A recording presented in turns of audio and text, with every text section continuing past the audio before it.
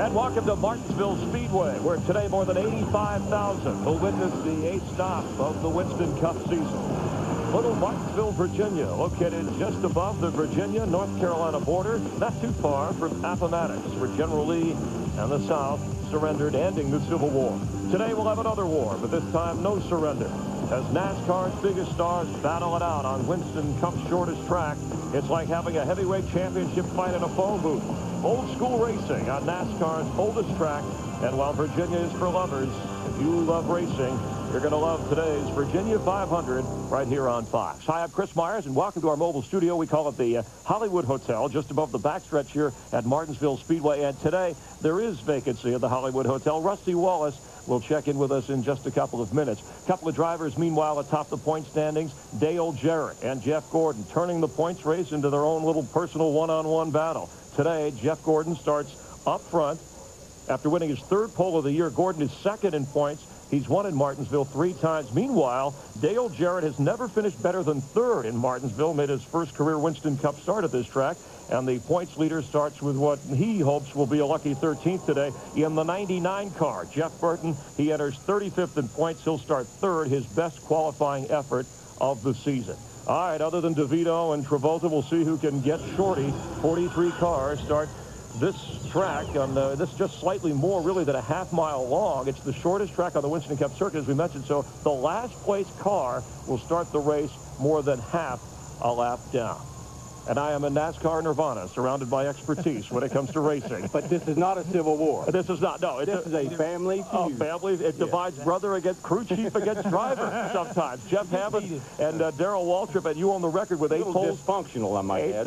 You have 8 poles here, Darrell, and 11 victories. Richard Petty, the king, with 15 victories at Martinsville. But you know something about what it takes to do well on this track. So give us a... Yeah, we're going to take a lap around the track here, and we're going to take Dale Jarrett here. He comes off turn 4 to the start line.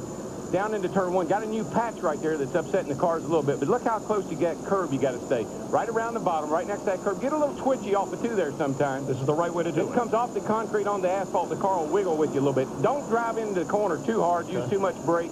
Get back on the gas and launch. I said launch up out of that 4th corner, back to the start line, like John Force.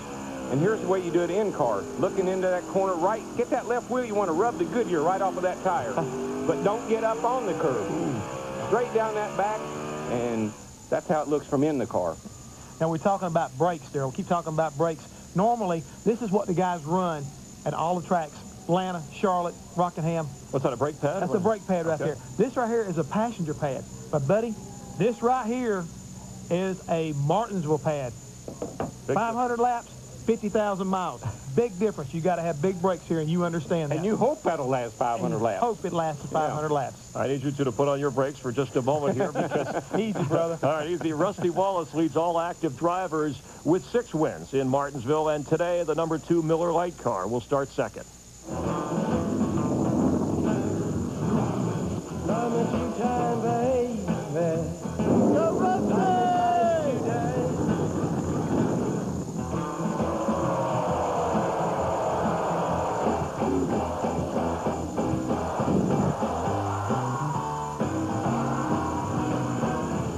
All right, well, we welcome Rusty here to the program. King of the short track. Nice to see you again. And a couple of thoughts. First of all, how is it possible? Last year, you led everybody in laps. In fact, the closest guy was, I think, Tony Stewart, 600 behind you. Don't look at me. I can tell you, man. You have not led a lap this year, yet you're 6th in points. Come on, you're in the hunt here, Rusty. And what is the difference, and how do you turn that around? Well, right now, I'm still finding myself out there, I guess you could say. This tire's thrown me for a loop, to be quite honest with you. The setups that we've run last year that have won races, they're different. They really are different now, the setups are. So I've never run a setup like I got in my car today because of the hardness of the tire. And so that's one thing that I just haven't figured out yet. Although we're running good. Right. You know, 3rd in the Daytona 500, a lot of good runs, all top 10s about everywhere. But, you know, I think the fans and myself are used to those top 3 runs and leading a lot of laps, a lot of poles.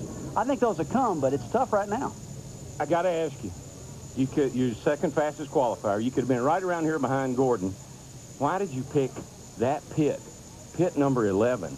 I picked pit number 11 because it's always brought me a lot of good luck. It's got an opening in the front of it, and I think Jeff Gordon's probably the guy I'm going to be racing all day long. So if I come in leading him, he quite honestly could come in front of me and block me in my pits. I know if I come in and pit down 11, which I've had a lot of success in the past, I can't get blocked in there. But what if something happens to him? Nothing ever happens to that guy. You know that. And speaking of pit road, in the last couple of weeks, we've seen, and we saw it back with Sterling Marlin and Mike Skinner, and then look at this, you know, guys, just, it's, and Mike Wallace's car, if you're driving here, and then we had last week an incident with you and involving Sterling Marlin's crew, which I know you spoke to him afterwards.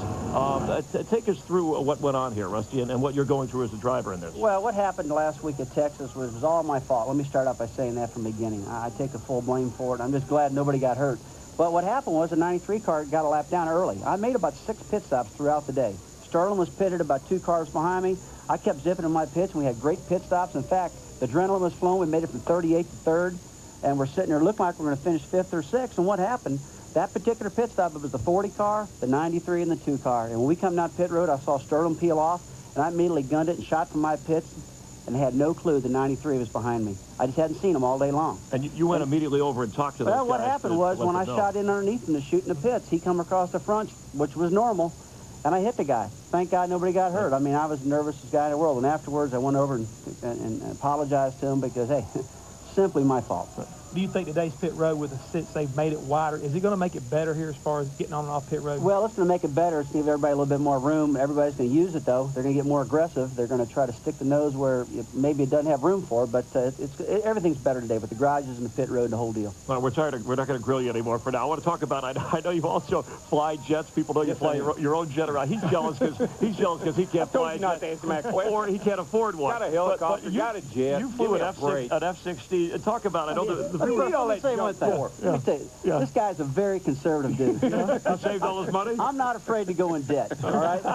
I don't go in debt. Do you understand that? And I rode with the Thunderbirds in the F-16. It's quite a ride. It's quite a ride. It's a lot of fun. I ain't doing that either. Be it in a jet with being in a racer. I think the viewers at home will get a kick. You got to respect both pieces. Both are fast. Both are super high performance. You know, I consider myself probably a better pilot than I do a race car driver. I've been doing it for a long time. I got almost 9,000 hours of flight time now. So you got as many takeoffs as you do landings? I got about 9,000 now. Yeah, I've been type-rated captain in the Learjet. Don't fly the helicopters yet, but I love them all. All right, well, thanks, and good luck today. And the way you won that race was they called the race short, if you remember. Yeah, but I got past. I was coming. I beat you. In the break, they were talking about how he wanted a race short race. Never ends. Yeah, never family feud. All right, have fun out there. All right, thanks for coming by. Darryl, you got to go up to the broadcast booth. Yeah, I got to get out of here. He wants to get back in the car. Today's race will mark the 500th, the Winston Cup start for Ken Schrader, his 33rd race in Martinsville. Meanwhile, Mark Martin, who won this race just a year ago, he rolls off 36 today. That's his worst start of the season. Elliott Sadler, who won the first short track race of the year just a couple of weeks ago in Bristol, he was last in practice this week among the starters. He starts 37th. Time winding down now to the green flag,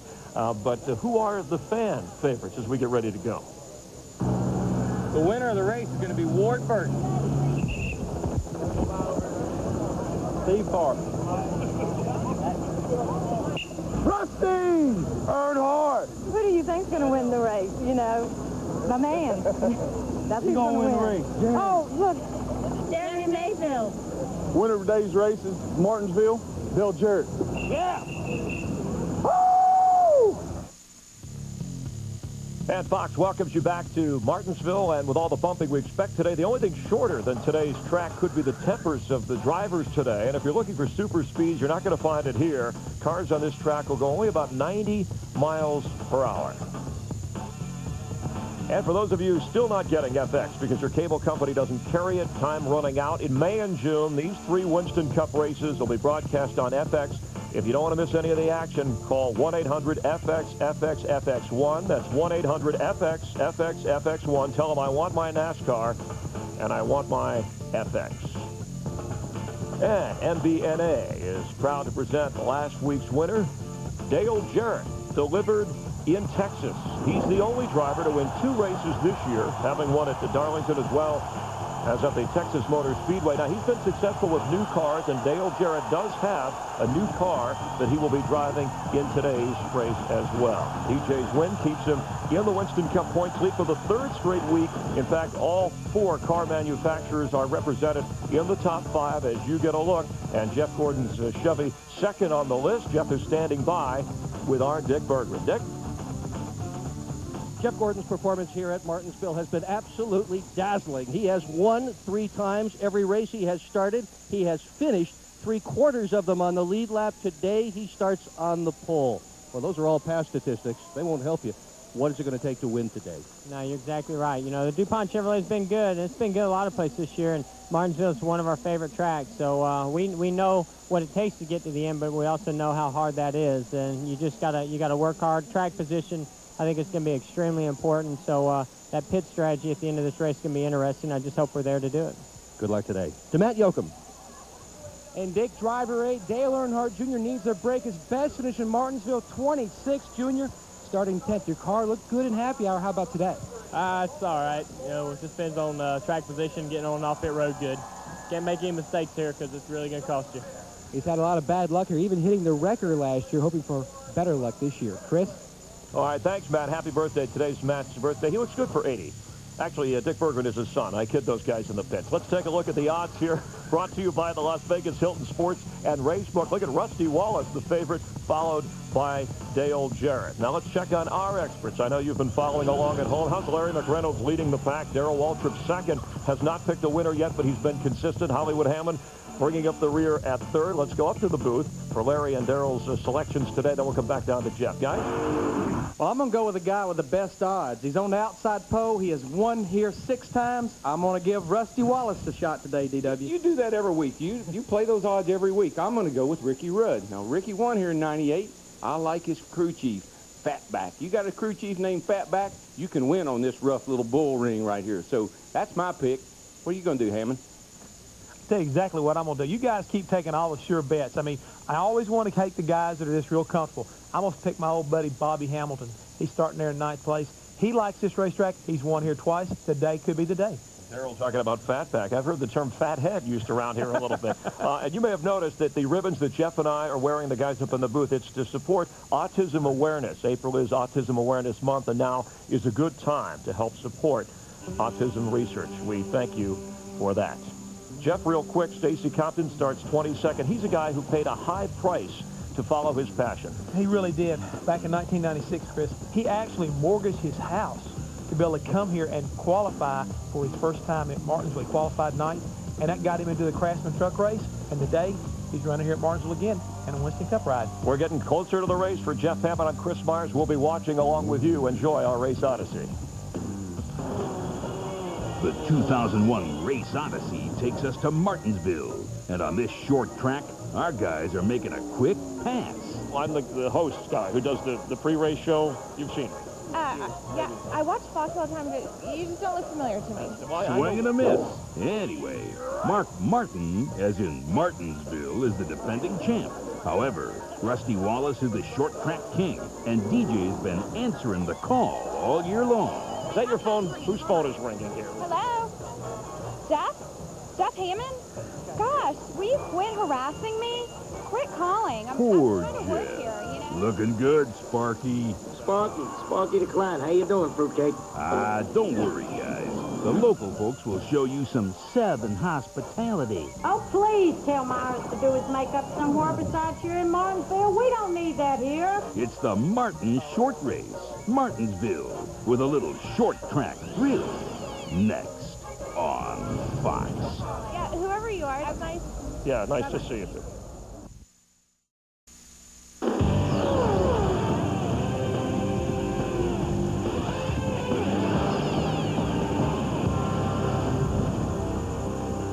More than a half-century ago, Clay Earls and his partners built this little half-mile speedway in South Central Virginia. First dirt and now paved. It has become the short track that thinks it's a super speedway, shaped like a paperclip and measuring only 1/2 mile. This racetrack plays host to some of the most exciting action in NASCAR. Welcome to the Winston Cup Series on Fox. Today, the short track slam bang of the Virginia 500. Let's go trackside to Matt Yoakum. Mike, this historic half mile has a split personality, both beauty and beast. Martinsville is the last surviving member of NASCAR's original 8, a throwback to the days of Lee Petty and Red Byron, while current-day drivers like Tony Stewart would like to just throw it away because Martinsville demands finesse and rewards patience. This great old racetrack has had a number of facelifts through the years, from dirt to pavement to even concrete in the corners. But through the years, two things remain constant. One easy bump by another race car, or one rub of a tire on the inside yellow traditional Martinsville curbing can ruin your day and throw away any shot at a victory. To Dick Berggren. Every driver comes to Martinsville Speedway with one fervent hope. Give me a break. Brakes are more important here than at any other speedway these guys race on. Here's why. Up there, they're going to be going about 100 miles an hour. That's the fastest point of the racetrack. Right here, the last part of the racetrack that's still straight before they get into the corner, the drivers are all on the brakes. Both feet trying to slow that car down, generating enough brake heat, somebody's liable to actually melt the right front tire. Because by the time they get down there, in between turns 1 and 2, they're going to have had to scrub off 50% of the speed. Brakes will be a story today. To Steve Burns. Well, Dick, the other thing these drivers they're gonna say is, I gotta get a grip on this new tire. They've never run this tire compound at Martinsville. It's a hard tire. They slide through the corners, but this tire is consistent, and Jeff Gordon's already said pit strategy could win this race. What he means is, do they take 2 tires, 4 tires, or no tires, Mike Joy? Thanks, Steve. Let's have a look at some of the drivers who've been successful here. Jeff Gordon, 3 wins here, 2nd in the points. Rusty, 6 wins, 6th in the points. Ricky Rudd, Tony Stewart, Mark Martin have all been successful on this little short track and my favorite Winston Cup track. Hello and welcome to Martinsville. Mike Joy with Darrell Waltrip and Larry McReynolds. It's a beautiful track and it's short track action, but looking at qualifying and practice, Darrell, the cars are so close. They're all within 3 or 4 tenths of a second. So if they're all equal, how do you pass here? It's where the aggravation factor is real high at this racetrack. You know what you're going to hear all day long? You're going to hear it up here in the booth. You're going to hear it down in the pits even. That's just racing. It is, but it's bad racing. What happens here is you just get a run on a guy. You've been trying to pass him. You finally get a run on him. You get a fender up about his rear bumper, and you don't back off. You can't. So, Larry, do you build a car here fast or build one to last? Well, you got to be here at the end, and you got to try to stay on the lead lap to even be in position to win this thing. But as a crew chief, you tell your driver, take care of the brakes, take care of the car. But talking out of the other side of my mouth, if a guy's holding you up, look, you need to go. You need to do what you need to do to get by that guy. Lay on him a little bit. And there'll be a lot of that here today. Well, let's go trackside for today's opening ceremonies. Mr. Ray Fox. John Fox. Let us pray. Father, as we come to the beginning of this race, I pray that you will bless each competitor with a sharp mind and steady hands and good judgment, that they may run fast, race hard, and finish the race without injury. As these teams commit themselves to give the very best to winning this race, may all of us commit ourselves to be winners in the race of life through our faith in Jesus Christ, in whose name I pray. Amen. Now our national anthem, Corporal Andre Alexander.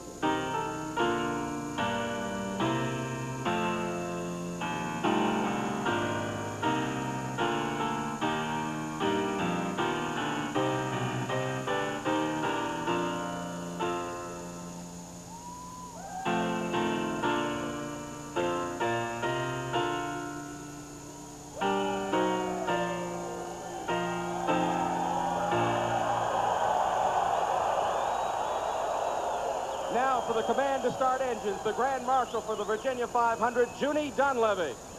Gentlemen, start your engines.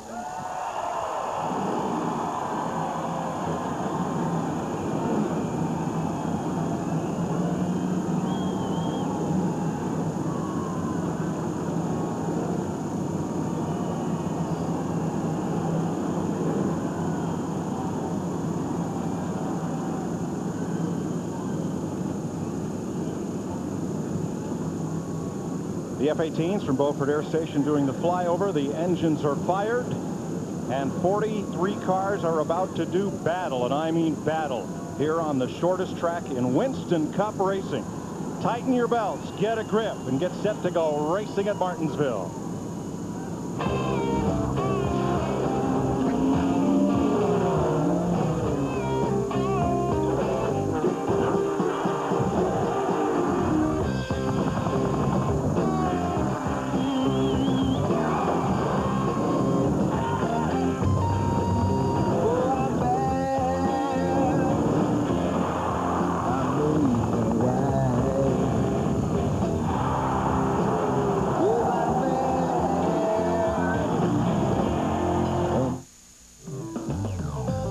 When we call Martinsville a paperclip, there's a great look at it.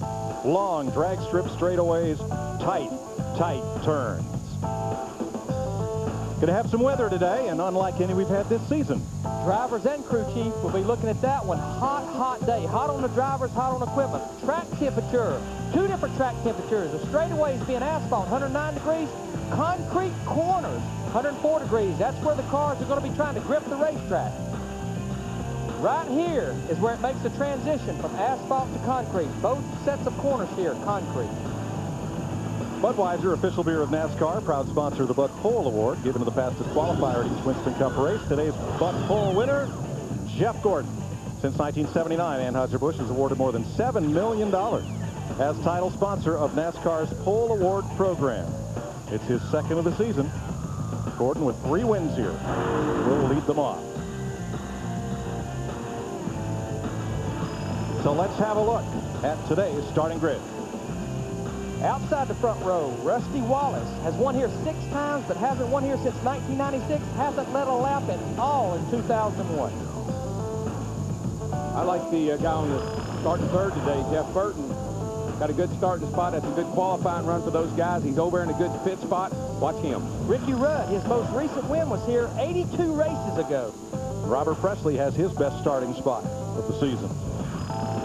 The man that was fastest in happy hour, inside row 4, Jerry Nadeau. 2001 best finish, 3rd at Atlanta. Bobby Hamilton, that's another guy I think got to keep an eye on. He won this race in 1998, and he's got a good car. Dale Earnhardt Jr. right there with him, and I think he's somebody that could really surprise us today. Our points leader, Dale Jarrett, inside row 7. 2-time winner this season, best Martinsville finish, pair of 3rd. Kevin Harvick, I tell you, this is his first Winston Cup race here, but that car runs good here. It always has. Bill Elliott, second fastest of the Dodgers. Casey Atwood, quickest, 8th in last year's race. Mike Wallace has a new crew chief in place this week, Jim Long.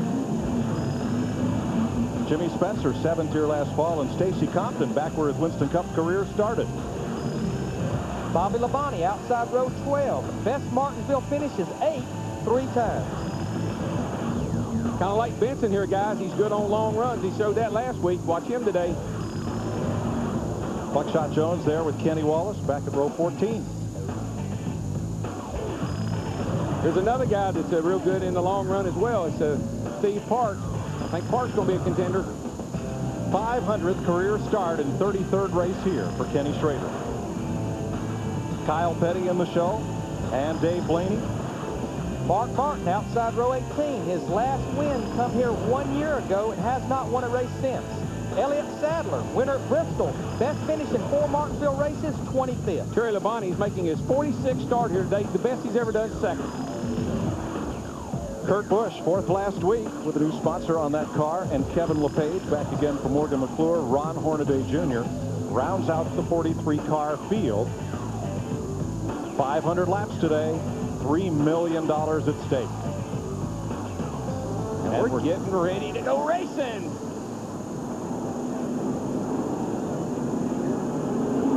Green flag, and we're racing at Martinsville.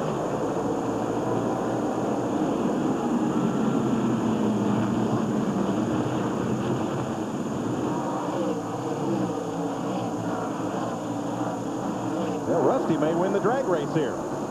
Talk about drag race. If you can imagine a car doing 1,000 quarter-mile drag runs in one sitting, that's what it's like here at Martinsville. And Rusty jumps out there to the lead. Wallace, Gordon, Rudd, Burton, Nemechek, Mayfield, Earnhardt Jr., and Presley. And they'll come around to start lap 3. We'll stand silent honoring memory of Dale Earnhardt.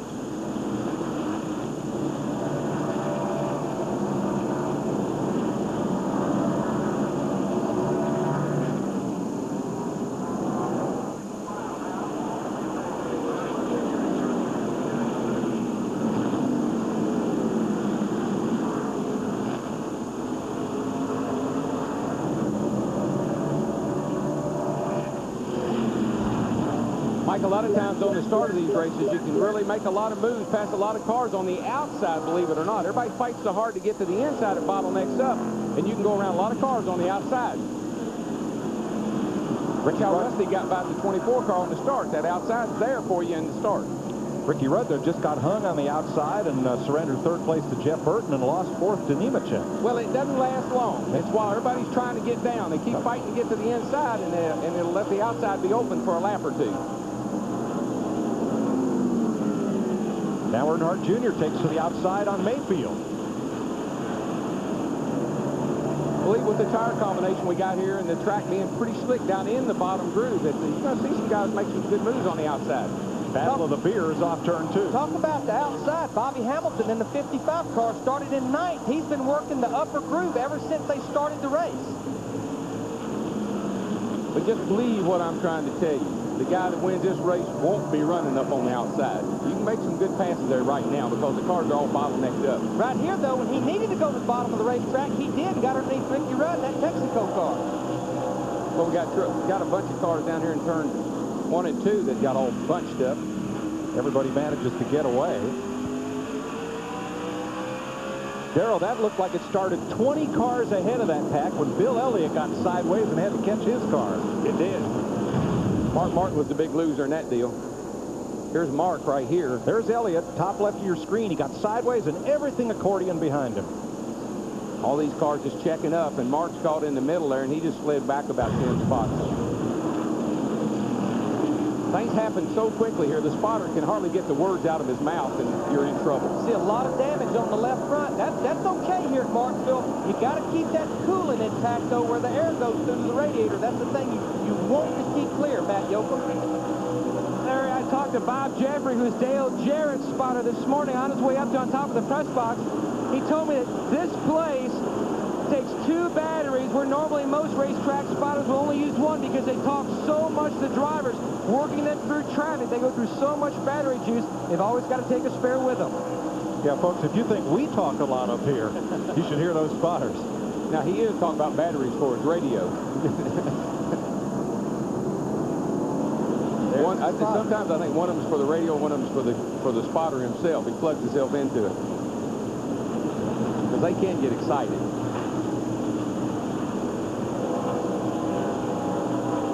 Two drag strips and 2 U-turns. That's Martinsville Speedway. Here's Ricky Craven, 10th place, Casey Atwood. Right with him as they chase that 77 of Robert Presley. The Dodge onboard camera with Atwood. Got the 66 car slow off turn 2 over here. Something happened to it.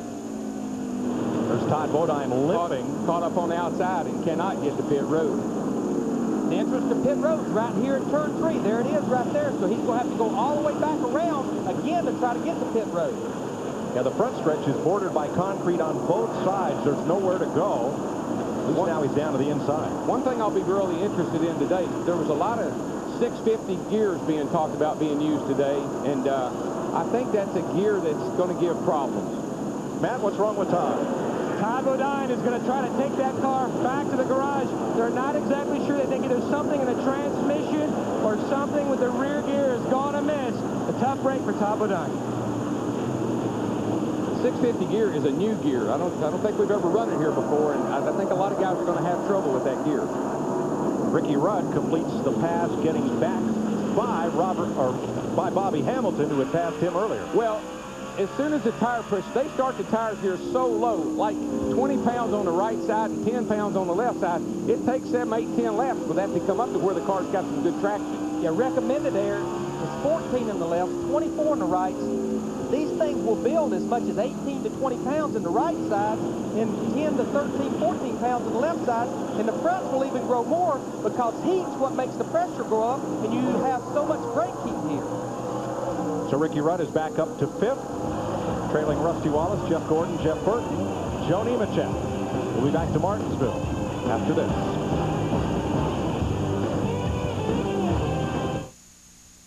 NASCAR Winston Cup Racing from Martinsville on Fox is brought to you by Valvoline Maxlight, the first motor oil formulated for higher mileage engines. By the makers of the all-new Dodge Caravan. Dodge, different. By Labor Ready, dependable temporary labor guaranteed. And by Pep Boys, cars like us, people love us. 22 laps complete in the Virginia 500. Rusty Wallace still leading over Jeff Gordon, Jeff Burton. The margin just 0.3 of a second. Dave Blaney, who had his career best finish of 6th last week, has just been lapped by the leaders and is off the pace but staying out on the racetrack. And believe it or not, we've run 23 laps and we're already back. We're lapping the back of the field. But a lot of these guys right now are just trying to put some laps under their belt. Don't use any brakes. Don't abuse the car. This takes a lot of strategic planning about how to run 500 laps here and have enough car at the end to be competitive. When Michael Waltrip, sorry, almost got turned around there in turn 2 by Terry Labonte. Well, these guys in the back right here are nervous. The spotters are screaming at them. The leaders are coming. The leaders are coming. You got to. That's when you got to use that bumper. And what I've always told my driver there on the radio is when you catch a car, do what you got to do to get by him. But when you can, back that car off a little bit. Give the brakes a little bit of a rest. Give everything a little rest. Then when you get another car to catch, go ahead and go by him. Do what you got to do. Dale Jarrett moving past Ricky Craven. This is at 12th place. Talked to Todd Parrott. They was very happy with this race car yesterday in the final practice. Brand new race car, untested. They did go to a local short track, Caraway Speedway, and just kind of shook the car down, make sure everything was okay earlier this week. I keep waiting for one of these high financiers to build them a little racetrack at their shop so they don't have to travel around. Build them a little quarter-mile racetrack. I believe Jack Roush proposed that in Concord, North Carolina, but was turned down by local zoning. A long time ago, they called them skid pads. You had a skid pad you went out there and just drove around on. But I think a little racetrack at your shop would be nice. This track is kind of a skid pad, Darrell. It's just got straightaways in between the two skids. This baby's got skid marks everywhere, I can tell you. Dave Blaney is on pit road with the hood up, so trouble underneath the hood of one of the Bill Davis Dodges. Davis told me this morning they were a little worried about the Dodge engine in this heat and on this short a track. Yeah, that's something that a lot of the Dodge guys are talking about. They're a little concerned about turning these things 9,200 all day. Matt Yoakum? Today was going to be the biggest engine test for the Dodge boys, Darrell. Plus, you have to factor in the extra heat. So Dave Blaney's reporting in that his 93 car is overheating. Also, an update on the 66 of Top Bodine. Oil is running out the bottom. Keep in mind, a lot of teams, due to the extra 30 minutes of happy hour, change their motors on race morning. That's what the 66 did, so that motor didn't have any time on the racetrack, and it did them today. Larry, isn't that a double-edged sword? If you use the motor in the race you used in practice, it's not fresh. But if you put the fresh motor in, you can't really go out and run it and make sure everything's there. Well, yeah, one of the problems now, final practice is now an hour and a half long. Some of these guys ran over 100 laps yesterday. That's a lot of miles, a lot of time on that race motor. That's the reason they started putting it in on race morning. But these things they're not just like they put them together yesterday and sent them up here. They have been dynoed. They've been run across the dyno. Some of them have been chassis dynoed. I mean, they have enough experience to know that it's a good piece when they put it in the car. No excuse for something like that happening. Michael Waltrip getting a little squirreled up there once again. Ward Burton trying to get past as the leader is right on him. These guys are fighting each other, but they're fighting for their life to try to stay on the lead lap. And this traffic's allowed Jeff Burton to close in. No, a lot of guys are closing in. Ricky Rudd back here closing up. Nemechek, here comes the 8 car. Jeremy Mayfield, Darrell, just slid way up the track in turn 2, and now he's coming down to the pits. Dick? Well, Jeremy Mayfield has got a problem. He is going to have to come in with a flat tire. He's just radioed to his crew. Get ready, and the crew is on the wall, ready to fix that flat. Well, this will cost you at least a lap, maybe two. Well, the problem here is pit road is so long. Pit road speed is 35 miles an hour. You enter to turn 3, you go back out at turn 2. Even if you don't stop in your pits, you're going to lose 2 to 3 laps. But here you don't run an inliner in the tire. You do a lot of rubbing and pushing and shoving with that right front. He probably got into somebody and knocked it down. You think traffic's bad getting out of the racetrack? Look at the traffic on the racetrack. They have slowed Rusty down a half a second. That's what it's allowed Jeff Gordon in the 24 and Jeff Burton in the 99 to pull right up on his rear bumper. And that's what guys that are running middle of the pack, they like it when the leader finally catches up to lap cars, because you know it's hard to pass. And they get a chance to make up some of that time they lost. But look, the second place car is now right with Rusty Wallace. Steve? Mike, Jeff Gordon has 14 different race cars at his disposal to choose from. He has not run this particular car this year, nor did he run it at all last year. That race car has not been on a racetrack since Homestead, Florida in 1999. But they did bring it here, and as Larry McReynolds can tell you, had a very good test session before this race. But what it is, it's called a Laughlin 3/4 low snout. What that means is the pivot points on the front end are lowered. It lowers the roll center, which helps the car turn on these flat corners here at Martinsville. What they did, they watched Jerry Nadeau, who is Jeff Gordon's teammate, run this type of chassis last year. They liked what they saw. They have showed up here with it. There's a lot of these low snouts in the field. Yeah, and Robbie Loomis, of course, has had, he was with the 43 car when John Andretti and Bobby Hamilton have both won with that car, and I think that's part of the input that they had with that program. Well, there's a big crowd hanging around Jeremy Mayfield's tire trying to figure out what it is that blew this thing out. Smoke still pouring off it. That tells you how hot these things are in the right front. There is a cut mark, but there is so much heat and so much damage when one of these things goes down that trying to diagnose it is next to impossible.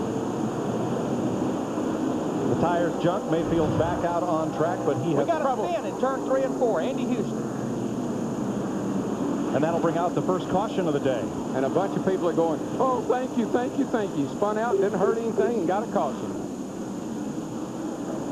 Michael Waltrip and Terry Labonte stayed on the lead lap. I don't believe Ward Burton was able to beat Wallace back to the line. No, I don't think he did. That saved a bunch of guys from going a lap down. Lap 40 is our first caution. Let's have another look here.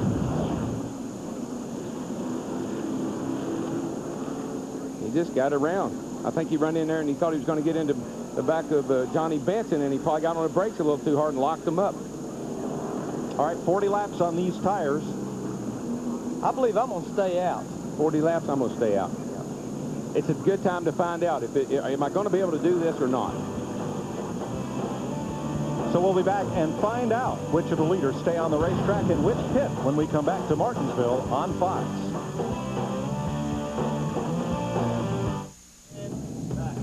Welcome back to Martinsville Speedway. Rusty Wallace, your leader. We're under our first caution after lap 44 now of the Virginia 500 with Jeff Hammond, Chris Myers, our mobile studio, the Hollywood Hotel. Rusty Wallace led everybody in laps last season. In fact, the closest guy was Tony Stewart, some 600 laps behind him. He had not led a lap all season long. Fires out has led this lap the entire way. He also has his crew chief, Robin Pemberton, back after missing last week. Yeah, good thing about it is I talked to Robin, and it was kind of like a false alarm. He went to a situation where, hey, I didn't feel quite right. Went to the doctor, and the doctor said, I don't like what I see. So it was more of a doctor's concern than anything else. He's fine. He's back here today, and I think it shows. And he said that some people were blaming Rusty for the stress. He said, no, that's not the problem. Wednesday, he'll hear more from his doctor. Let's now hear more from our guys on pit road and Dick Bergman. Interesting conversation between Robin Pemberton, crew chief for the leader, and his driver, Rusty Wallace. Pemberton called Rusty in, said, let's make a pit stop. Wallace never said a word. He just stayed out on the racetrack, hoping that everybody else on the lead lap would stay behind him and stay out there, and that's just what happened. Steve Burns. Dick, Jeff Gordon just radioed into his crew chief, Robbie Loomis, and said, car feels pretty good. It's just a little bit loose off. Remember, we talked about grip. Now, Ricky Rudd says the longer his car runs, the better it feels. Matt Yoder.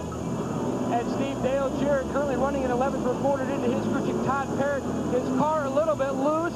They were hoping to make a stop, make a track bar adjustment, but it's no avail. The one advantage for DJ, now that Todd Bodine has fallen out of the race, he will now have a decent exit out of his pit stall. Remember, pit road's very, very tight down here. You won't have to worry about another car pitting right in front.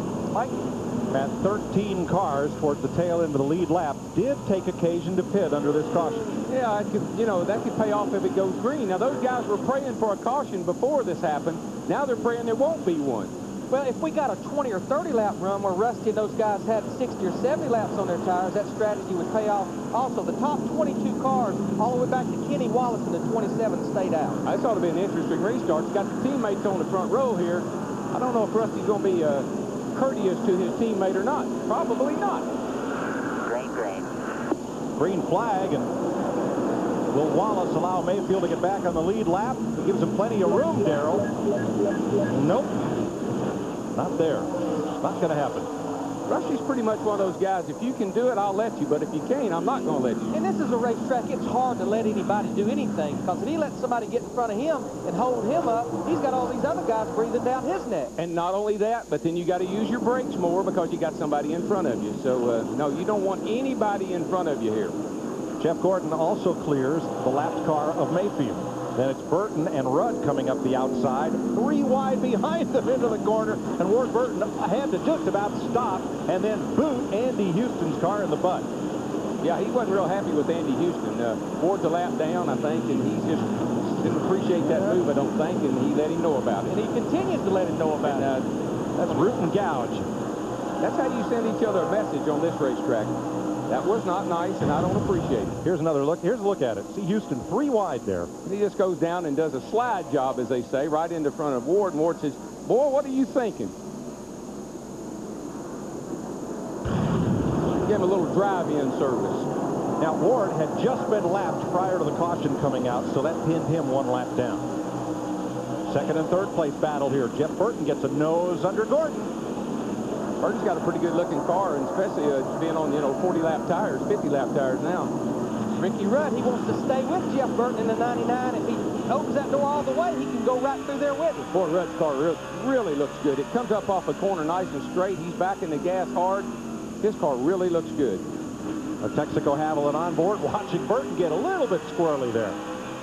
This is a racetrack, especially once you get some laps on your tires, Darrell. You got to drive it with the throttle pedal as much as the steering wheel. You got to finesse that gas. Pretend there's an egg under the throttle pedal. Oh, yeah, and there's so much that you can do to help yourself here. You know, the driver's tendency is to map the thing all the time. And the tuner, the engine tuner, can really help you by working on the linkage on the carburetor. Point leader Dale Jarrett in 10th place. Working race traffic around Kurt Busch with that new sponsorship. And there's Tony Stewart right along with Jarrett, the Home Depot cam there. These cars have got so much acceleration, so much power in the engine that when you've got a 633 gear laid up in that thing and you start talking about matting it, you got to have a good chassis set up or you're just going to buzz the tires right off the thing. The more you do that, the looser it gets. And this racetrack is by far where we run the lowest gear. You mentioned 633, and of course a few cars we heard had put 650s in. The higher the number, the lower the gear. Remember, what makes that number up is the amount of teeth on the pinion divided in the amount of teeth on the ring gear. That's how you come up with the 633 or 650. And I wish you could find out for sure. Now, Rusty just let Jeremy back in front of him to get that lap back because Jeremy's not holding big up. Pile up at turn 2, Darrell, and it started, again, 10 cars in front of Kenny Wallace, who wrecked. Kevin Harvick got a bit loose, and it all accordion behind him. And Rusty let Jeremy by just at the right time. Oh, Kenny. Big damage. You see that the right front tire is really towed out. He's broke a tie rod on that thing. The tie rod which connects the spindle to the drag length, I'm sure that's broke. That's the reason the tire's out there and won't turn back in. 43's got smoke coming off of him, too. He must have gotten into something. Oh, yeah, he did. I'm pretty sure he got into that 14, or the 14 got into him. And there's Steve Park with the he's got all kind of damage. Yep. Well, let's see. Watch it. Here's Harvick. This is how it all starts way up here. Yep. Brett Bodine in the 11 car, he was down there. Harvick come down on him right there and started this chain reaction behind these guys. And look at way back behind them. Everybody just starts bumping into the back of each other, nowhere to go. Jimmy Spencer gets into the side of Kenny Wallace, sends him in the outside wall.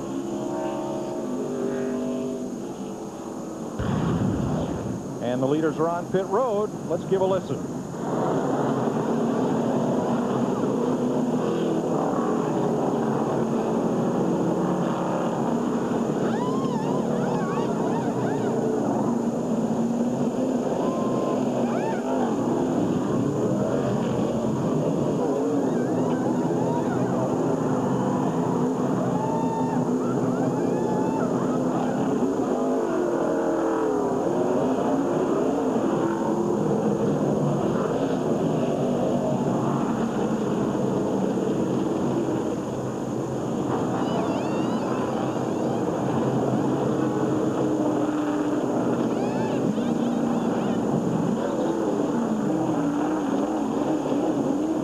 Looking under Steve Park's car, what might have been dragging there after they complete this 4-tire change, and it looks like the official is holding Park. I think he came in too fast, but man, he's got a lot of damage over here, and that right front was, the wheel was bent up. He got into something really, really hard. Let's see if we can look around here and see what happened. Here's Andretti, he's got damage. Got a lot of beat up race cars here from that incident. And let's see if here's where John Andretti got that damage. Here's the one in the 43 back here. Coming down. Oh, they're all checking up because of what happened up there in turn 2. Here they come. 43's got a lot of damage.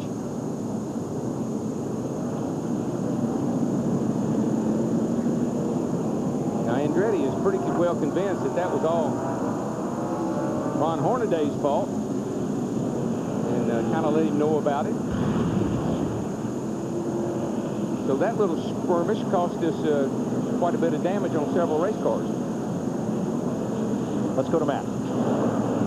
And Mike, 2 tires the call for Dale Jarrett's 88 car, and a track bar adjustment. Remember, his car was a little loose. Also for rookie Casey Atwood, a slight air pressure adjustment. His car a tick loose. 2 tires and 1 can of fuel for the 19 car. To Steve. Matt, bad news for Ricky Rudd, the 28. He's on pit road right now. They have a brake line loose. He could not get the car stopped on the track. In fact, the team had to stop it when he came to a roll here. Tough brakes.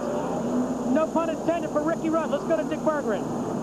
Rusty Wallace did a good pit stop, a little bit over 15 seconds for 4 tires and fuel. He wanted to know what the left side tires looked like. He was told by his crew chief, Robin Pemberton, they looked great. All they did to this car was take a pound of wedge out of the left rear, trying to help him out of the corner a little bit.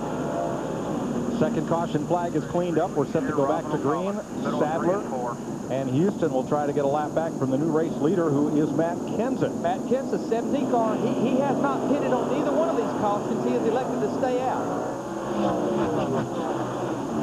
Well, I still don't think that's a real bad strategy until you find out how your car's going to do. Don't do this at the end of the day, do it at the beginning. He overdrove turn 1 so bad, washed up the racetrack. Elliott Sadler in 21, he wants that lap back. Now, Kenny Schrader, he didn't pit this caution, but he did pit the caution about 15 laps ago, just like Ricky Craven in the 32 car and Ron Hornaday in the 14 car behind him. On restarts, every time you go into turn 1, you're going to shove up because you're going to get a lot of buildup on your tires, particularly when they're old tires and you've been out there a while. The 17, Kenseth, the leader. 36, Schrader, and 32, Craven are the front 3. This is when it gets exciting, folks, because you got guys back in here that want to get back up front. They got 4 tires. We'll find out if 4 tires makes any difference or not. All the crew chiefs will be watching what the 17 car, Matt Kenseth, looks like. He's got about 50 green laps on his tires. You can bet everybody's looking to see what his lap times look like, see what his car does. Yeah, and here's a guy right here that's rather impatient, particularly since he took 4 tires and he got beat out of the pits by a couple of guys, and he's going to want to work his way right back to the front as fast as possible. Dale Jarrett, the 88 car, he got 2 tires, and they made that track bar adjustment. His car's a little bit loose. What they did, they lowered the track bar in the rear. The track bar is what holds the rear end in the center of the car. Lowering it will help tighten that race car up. Carol, we've seen a lot of beat and bang already. The front fender's just a luxury here. Be careful. Well, they hold the car together, so all you got to do is keep this part right here intact. You can keep that nose intact, the heck with the rest of it. But you want to keep those fenders off the tires. That's the reason we make the wheel openings, great area around the tire, just as big as we can. Short track slam bang today on Fox. We're at Martinsville Speedway in Virginia, where Matt Kenseth bleeds Ricky Craven, Kenny Schrader, Ron Hornaday, and Johnny Benson. This is NASCAR on Fox. NASCAR Winston Cup Racing from Martinsville on Fox is brought to you by Budweiser with the crisp, clean, refreshing taste you'll find in no other beer. This Bud's for you. 74 laps. This is a hard race to call. Look how close the traffic is. It's hard to call because every lap somebody almost gets turned around. Yeah. All you got to do is get a fender up along a guy, and you're going to take that position if at all possible. And, of course, that's all right when there's just the two of you, but you got a whole lot of people around you. And a whole lot of race traffic. Not so for Ricky Craven, though. He has taken the lead from Matt Kenseth. It's the first time that Craven has led a Winston Cup race this year. Here's how it happened. Up on that outside, got a good launch up off the corner and got some good straightaway speed. Drove it in a little harder on the outside there. Kenseth gave him the courtesy of staying low. Around he went. Remember, Craven got 2 tires on the first caution flag. Kenseth is on the tires with which he started the race. Matt? And Mike, the strategy is simple. Track position, track position, track position. Matt Kenseth started 25th. Going by the tires that were run on the Truck Series event here yesterday, Scott Riggs, the winner, ran over 150 laps on one set of tires to the finish. So they know the tire gave up about half a second over one run. So they're going to ride it out for about another 85 laps until they plan on making their first scheduled pit stop unless another caution comes out, because they're not giving up a lot of time. These tires wear very, very well. Unbelievable 3-wide racing in the back of the pack here. Well, I've been watching Harvick all along, and he is being very, very aggressive. He's taking a lot of bold moves out there, and as you can see, people don't appreciate it. Kurt Busch and Kyle Petty got together. Remember Ricky Rudd, he had that brake line problem. He's back out there 2 laps down in the Texaco 28 car. That's too bad, too, because I tell you, he had one of the best-looking cars on the track, but he can get that back here. Stay calm, don't get excited, and he can get up there on the start of the, on some of these restarts and get a lap back. Now there goes. Look at this, 3 wide. Whoops. Harvick. You don't do that here. He did. These are just young guys, you know. Michael Waltrip, the Napa onboard camera. And he really doesn't have anywhere to go. You just got to follow along. Rooting and gouging and let me through there. If you'll just stick with this in a minute, Robert Presley will send Harvick a little message right down here. Rusty Wallace spins coming out of turn 2. No caution. And he's going. I mean, he just spun it around, did a 360, and here he comes. Somebody got into the back of him, looks like. Well, we've seen spin to win here before. Somebody got in the back, see all that damage there, and I think his left rear tire might be hurt. Let's see if we can see that left rear tire. It looked like it was. No, it's okay. And the problem would be, Darrell, if he flat spotted those tires, which means did he ever lock them up while he was spinning? Here he comes. Oh, he got into the back of Jared, and then Burton got into the back of him. We see this all the time here. Yeah. It just stacks up as it goes back through the field when somebody checks up or gets back to the gas sooner. Rusty is really, really kind of hyper kind of a driver. He's real aggressive, and he's not real patient. But Darrell, he caught a gear and just kept on going. That car never completely stopped. But he is real smart. Dick Berggren. Robin Pemberton, Rusty Wallace crew chief, has just called him in and said that everything is fine. He's trying to assure his driver. Meanwhile, they have a new spotter that started last week, Earl Farman. He is doing the same. They are just trying to tell Rusty, don't worry, it's early on, no big deal. So what? We spun out. This race has been won before by a guy who spun. Fellow's name is Jeff Gordon. Mike? He lost 6 positions through that whole ordeal. Went from 12th to 18th. Yeah, it scared everybody around him worse than it did him. Yes. So everybody had to check up while they see where he was going to end up. Well, in 2 weeks, we go from NASCAR's shortest to its longest track. Longest oval track, 2.66 mile Talladega Superspeedway. 3 wide, 4 wide, 5 wide racing on that racetrack. At nearly 200 miles an hour. Very different from what we're seeing today. Ricky Craven from Newburgh, Maine, your leader. Kenny Schrader there in 3rd behind Matt Kenseth. Schrader's 500 Winston Cup start comes today. How about his race strategy, Steve? Mike, I talked to his crew chief, Newt Moore, this morning, and he said a couple things. First, they were going with a very conservative, kind of an old-fashioned setup here here from Martinsville, going back to basics. He also said if they caught a caution early, they would do exactly what they did, and that is stay out, get track position, and not pit. So right now, the Schrader's 500 start is going according to plan. The lap car, the McDonald's car of Andy Houston, and then here's Mark Martin. Started 36. And again, won this race a year ago. How did he win it? Pit strategy. He stayed out near the end of the race. Everybody else pitted, got 4 tires. Mark stayed out, won the race. The reason he's up there is because he pitted the first caution, and then when all the other guys pitted, he stayed out, so that paid off. The Pfizer cam looking back at Ron Hornaday. Now, Hornaday is the 5th place car again because of that same strategy. Well, I think Larry talked to the crew chief. He said he's very happy with the car and made some changes on it, really woke it up. Well, he's working with a new crew chief this week, Fred Graves. Fred Graves was his crew chief in the truck series when he won so many races and won that championship. Didn't qualify good, made a bunch of changes on spindles and everything yesterday. Real happy with this car at the end of practice. And if Ron Hornaday can't run good here, then there's probably not very many places he can, because this is the kind of track out in California he grew up on.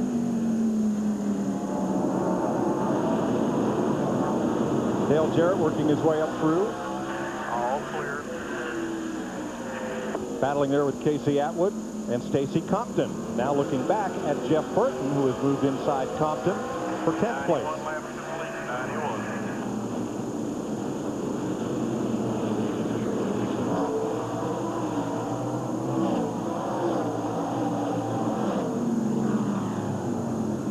I've got Jeremy up high in turn 3 and 4 down here. I don't know what happened to him. I think he's got another tire down, actually. Pretty sure. Oh, yeah. Right front, yeah. Now, that can be from a number of things, but I believe it might be from excessive brake heat that he keeps having trouble with that right front. That's the second right front he's had to go down on him. I'm pretty sure that's what's happening. And, you know, a lot of times we'll blame right front tire problems on too much camber, leaned in at the top too much. But this is one place you can get by with a pretty aggressive camber number, as much as 6 degrees in the right front. We got trouble. Michael Waltrip. That started off at turn 2. Michael got into Spencer. Spencer drove it down in under him going into turn 3. Turned him around. Lap 94, it's our 3rd caution of the day. Second one involving Jimmy Spencer. He's had a lot of success in the modifieds here. Let's watch the Napa onboard. This happens way over here coming off turn 2. Michael got into Jimmy a little bit, and then Jimmy just drove it down in under him and said, thank you very much. That's the thing about here. A lot of racetracks, you got to restrain yourself. Here, NASCAR's got to restrain you. Jeremy Mayfield's right front tire changed along with the rest of them. And Matt Kenseth, who was leading this race, remember, he's got 91 laps on his tires. He's in the pits, Dick Berger. Yeah, they probably thought a lot of other people were going to follow them down pit road, but at least the number 32 car has come down pit road. Craven, who is running in second spot behind them. It's going to be 4 tires for Matt Kenseth. Crew having a relatively slow stop, but with this many cars, I should say this few cars on pit road, it's not a big deal, and he takes off with no one passing him. Mike? Ken Schrader also stopping, and now Kevin Harvick, Bill Elliott on pit road, along with Jimmy Spencer, Buckshot Jones, Sterling Marlin, Kyle Petty, and the 4 car of Kevin LePage. So we're under caution for the 3rd time at the short track of Martinsville, Virginia. You're watching NASCAR on Fox. They just waved the green flag for the restart at lap 100, 1/5 distance. And 1/5 of the fenders here are all torn up. And 3/4 of the cars are torn up. That's right, man. Everybody out there's got body damage. And look who has led his 8th race of the year, Mark Martin. But look who's trying to take it away from him. Come on, Supertex. Oh, that's not Supertex. That's Ron Hornaday. Supertex's car. Yeah. Ron Hornaday, he wants the lead down into turn 1. And started getting fast. Oh, this is exciting for those guys. Hornaday puts the Conseco Pontiac out front of Mark Martin. Let me tell you something. When this day's over with, that car might be in victory circle, but it won't have anything but a roof number on it. I can guarantee you that, because he'll wear it out. For more on Hornaday, Dick Berggren. Ron Hornaday has done the incredible, the impossible today at Martinsville. He has gone from 43rd, dead last, to 1st. And right now, you ready for this? It's the first time he has led a Winston Cup stock car race since October 30th. for. This pit crew is absolutely wild with enthusiasm. They think they got a shot to maybe win this thing today. Mike? It looks good right this moment. I raced with him in the trucks here one time. I know one thing. He knows how to get around here. And he knows what he likes, and he's got a whole handful of it right now. Kurt Busch has taken his car to the garage. Matt? An update on the 97 car, Mike. Something wrong with the right front caliper. It's leaking. They're trying to change parts. Ben Leslie, the new crew chief, second week on the job, working diligently trying to fix this 97 car. Also, an update on John Andretti, the 99 winner of this event. After contact with the one car of Steve Park, damage to the right front apparently knocked a bunch of the belts off, the oil pump belt, alternator. So they're replacing that, but they're losing a lot of time behind the pit wall to Steve Burns. Daryl, you're talking about all these cars, or a lot of them being damaged. The 99 of Jeff Burton has a big dent on the hood. His crew chief, Frank Stoddard, has radioed and told him, hey, that dent on the hood should give you more downforce. Don't complain. Well, sometimes it's better to be lucky than good, you know. The only thing they got to be concerned with, if it damages the radiator ductwork, the duct that shoots the air through the front end of the radiator, they got to monitor that water temperature, hottest day we've had here in a long time, and it can make that water run very warm. And when these cars are all lined up like they are running bumper to bumper, you get no air to the radiator or the brakes. So that's why being out front is so critical. Now look at Jeremy. You see Jeremy? He gets one of his 2 laps back. He's got to make up all this ground. Still will be 1 lap down after making that unscheduled stop right before the caution come out. And Jeremy gave Ron a nice little wave there as he went by, saying, thank you, buddy, for not holding me up. I'm laps down and need your help. Well, if you run Hornaday's spot or a crew chief, you say, look, the 12 car's 2 laps down. He's got fresh tires. You do not. Do not sit there and use your stuff up trying to fight. But I just want to tell you, it ain't very many times you give a friendly wave here. Right. That was a friendly wave. All 5 fingers. That's right.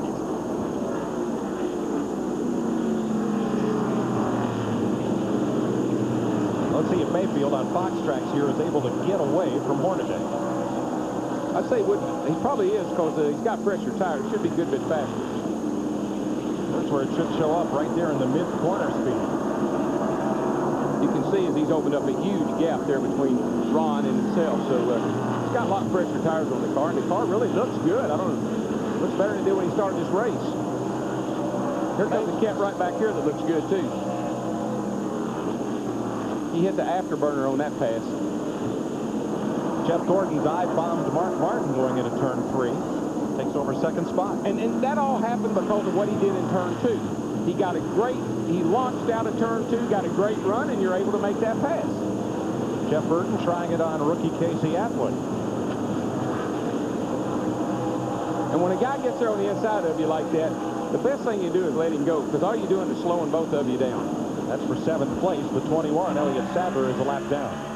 There's places on this track where you can make time, exiting both corners, obviously. All you do entering a corner is mess up your lap. You drive in too hard, or you race people down in there and push them into the curb. Here we go, trouble, turn 2. Lots of cars. Waltrip, Schrader, Kyle Petty, Buckshot Jones, and I think Harvick got the worst of it. Yeah, Harvick's car is really damaged.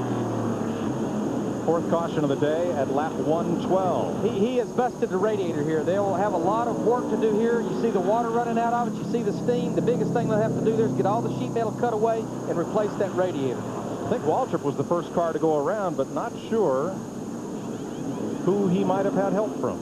I know Kenny Schrader's car, his car is torn up pretty badly. And yeah, it's only got 1 M left. Yeah, short an M. Here we go. Looks like Matt Kenseth, the 17 car, gets into Michael in the 15 car. Nowhere for Schrader, Kyle Petty, Harvick, Buckshot Jones in the 44. Nowhere for those cars to go. Actually, I believe Buckshot came out pretty lucky. I don't think he got a lot of damage, but the rest of them did. From above. Here we go, down into turn 1. Little pop there in the rear end. That's all it takes. It's so uncalled for. That's what I'm telling you. People look at that and say, oh, it's just racing. It is, but it's bad racing. You're not supposed to be doing that. From the Napa onboard camera.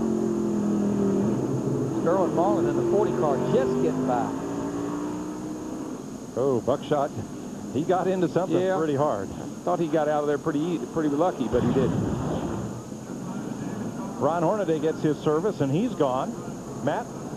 A chassis adjustment for Dale Jarrett in the left rear, still complaining his car's a little bit loose. A four-tire stop. Darren Jolly, who actually drives a UPS truck, hands the tire into Mike Trower. A little bit of trouble on the left rear. 88's down and away, as is 19 to Steve.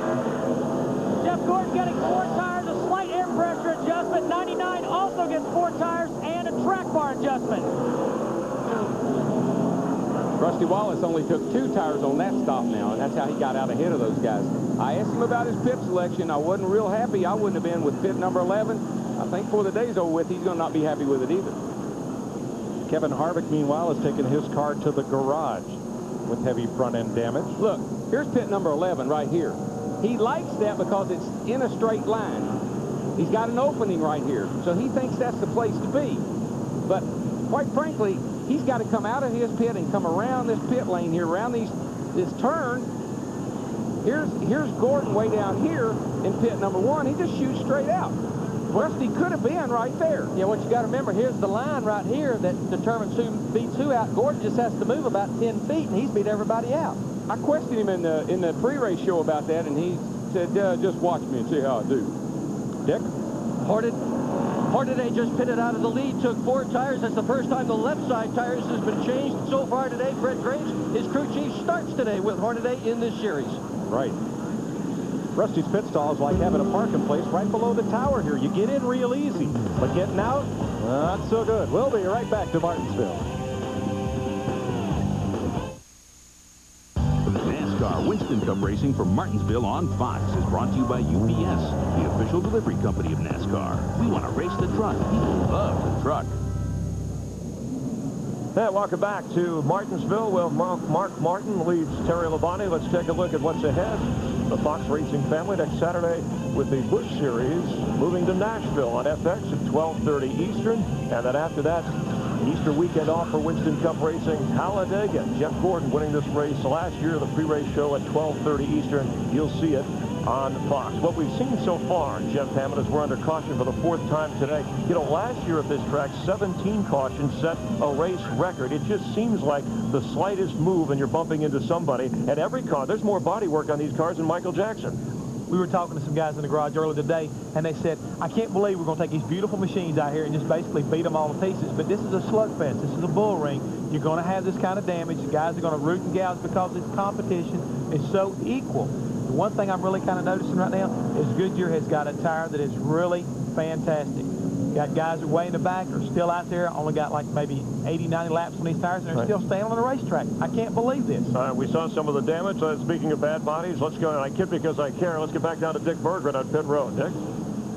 Well, Kevin Harvick's car is an absolute mess. Not only is the radiator busted, hood all bent up, the entire front area is bent. The radiator shroud has gotten caught in the fan belt. Fan belt has turned over. These guys have really got some problems. Harvick sits on the back of the wall. What happened?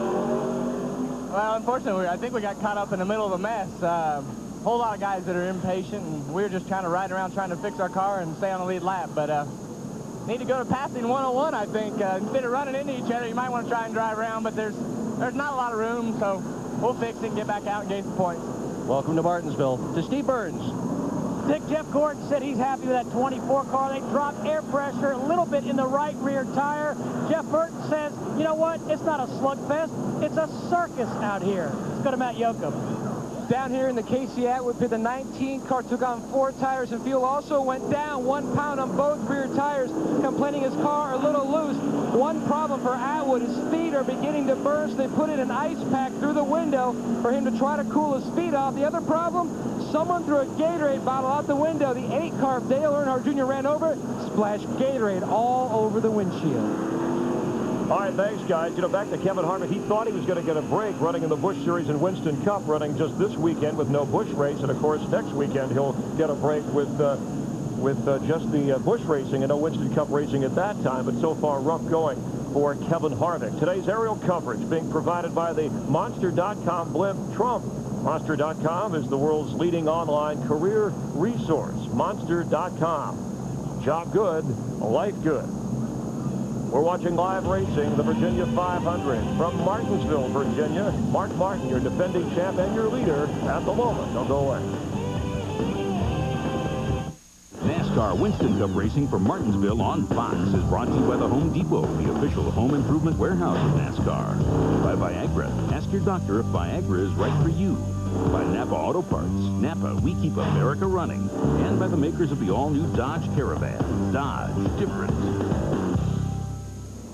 Still under caution here at Martinsville. This is a little different. One car, we believe the 44 of Buckshot Jones, dropped a bit of fluid, quite a bit of fluid, down pit road to his pit stall and then along down toward the garage entrance. And there's so much speedy dry out there that they're going to bring the field down pit road to blow it off. It's 43 of the best sweepers you can come up with. They'll just blow that oil dry right out of the way with exhaust and tires running across it and clean pit road. But I tell you, most of those crew chiefs are telling those drivers to stay out of that stay dry. You get that on your tires, you get back out on the racetrack, buddy, you better do a good job of cleaning them off or you'll miss the first turn. And that's the worst thing about having tires on the car that you have not pitted and the pace is slowed down under caution. It picks up the rubber, it picks up oil dry, it'll pick up anything. It's hard to get cleaned off. Daryl, is there anything worse than a piece of speedy dry in your eye? Oh, no. What happens is you get something in your eye and there's nothing you can do about it. You rub it, it makes it worse. You got gloves on, so you just kind of deal with it. That's part of being a driver. That's why they pay you the big bucks. So we're under caution here in today's Winston Cup race. Yesterday at the Martinsville Speedway, the Craftsman Truck Series was in action. Scott Riggs picked up the win. Travis Cavapo, the rookie second. Terry Cook, Joe Ruttman, Randy Tolzman. So here's a look at the current standings brought to you by Sears. Riggs increased his lead to 27 over Joe Ruttman. Rookie Ricky Hendrick. Say that 3 times. That's a mouthful. Terry Cook. A great job, Ricky did. Yep, and Cook and Tolzma, the top 5. Scott Riggs won that race by staying out. Track position. How many Winston Cup crew chiefs do you think we're looking on? I would say every one of them. I'd say so. I'd say some of them anyway, because some of these guys have used that strategy so far, some haven't. But it's still so early, 127 laps into the race. You got to work on your car, you got to do a lot of things. Everything dictates what you do. What we're going to do in one lap is restart this race and conclude the 4th caution flag of the day. All right, folks, you want us to crank it up? Well, we will for this restart. What are they going to crank up down there anyway? They want me to crank up. If I get any more cranked up, I'll be down there with them. I think they'd like that. Well, do that sometime. Go down and sit amongst them and do a show. Real quick before they go, Mark Martin, Terry Labonte, 1st and 2nd. The last time they was on pit road was lap 141, 80 laps ago. Let's go. Crank it up.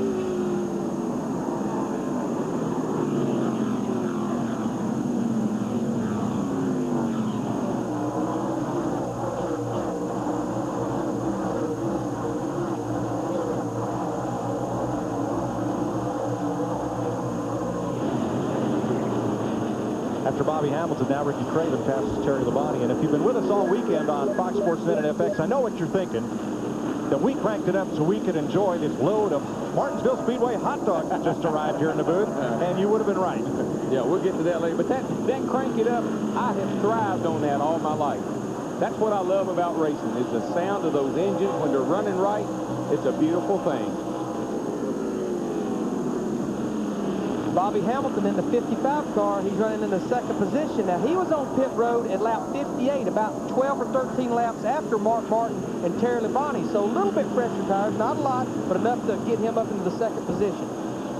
Ricky Craven in the 32 car, and he was on pit road at lap 95. He has a lot fresher tires than Bobby Hamilton or Mark Martin. Rusty Wallace went back to the outside to try Jimmy Spencer and had no luck there. It's the battle for 10th position. And Spencer's car, it looks good compared to what it's going to look like when the day's over. And he is running 10th. But that thing, the K will be upside down. When we talk about driving with finesse, don't watch Jimmy Spencer. Oh, no. Don't tell the story. If you saw the open to last week's show, that's all that car needs on it is that flashing light on the roof. Yeah. Mark Martin is your leader. He's led 29 laps. Last year, he led something, came from 21st place last year. It's like a freeway in L.A. about 6:30 or 7 o'clock in the morning. They just keep coming in a single line. Here they come again. Now, Ricky Rudd, the 28 car, had that brake line problem. He made one of his laps up. He's now 1 lap down. You can make that up. I mean, we've got almost 365 laps to go. You can make that lap up if you got a good race car. He just needs to be patient. Oh, actually, he's in great shape. He gets his start on the inside every time. He doesn't have so much traffic to deal with. When he's going to have the problems when he makes his lap up and got to restart at the rear of the field. Wow. He can actually read the number on that car still. Still outside, outside. Folks, you should be up here. When Darrell saw how close they were, he took 2 steps back for the monitor, and we all took 2 steps with him. That's close. It's not as close as they get, though. No smoke out, no smoke coming off either one of them. Like a drag race, right here down the front straightaway. Who can beat who to turn 1? And you can't drive in that corner too hard because you got to get on the brakes. You get on the brakes, the car wants to push up. When it pushes up, there's somebody right beside of him. You get into him. Clear all around, clear all around. Good work with him.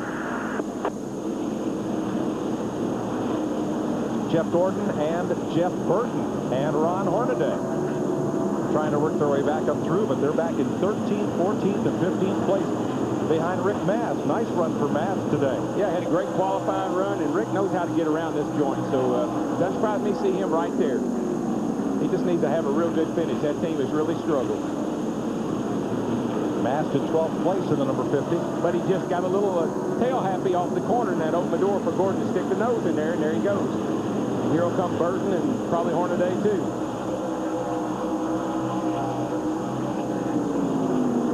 See, all the cars run about the same speed down the straightaway. It's how you get into that corner and how quickly, see how quickly Jeff picked up the throttle and shot in front of Rick there. And that's where you beat people here. You beat them by rolling through the middle of the corner, being able to get on that throttle and staying it off the corner. Now it's Burton who has the inside on Rick Mast.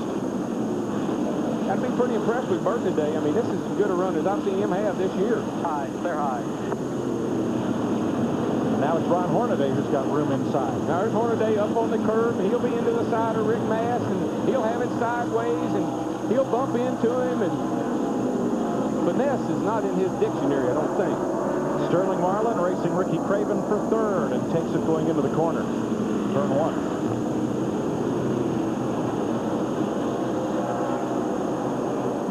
Ricky Craven in the 32 car. This is a brand new Laughlin low snout car. They actually went to Hickory Speedway and tested this car earlier this week. And people might say, why didn't you come to Martinsville and test it? Again, NASCAR only gives these teams 7 tests at a Winston Cup racetrack. So many short tracks in the area, teams decided to go kind of find out what they had at some other racetracks. Yeah, what happened there? Classic Mark Martin. Ricky Rudd got up on his back bumper. Mark just pulled all the way to the inside of the back straightaway and said, you go right ahead, young man. Steve Burton. Jimmy Elledge is a crew chief for Bobby Hamilton in that 55. He told his spotter on the roof, Mark Griezmann, go ask the spotter for Mark Martin, Chris Forrest, if we can get up to him and lead a lap, and we've got trouble, the 19 car. Casey Atwood got turned around coming out of turn 2, and Darrell's another one of those chain reaction situations. It's no making his own, but I tell you who's benefiting big time is that 28 car. Ricky Rudd gets his lap back as they take caution at lap 148.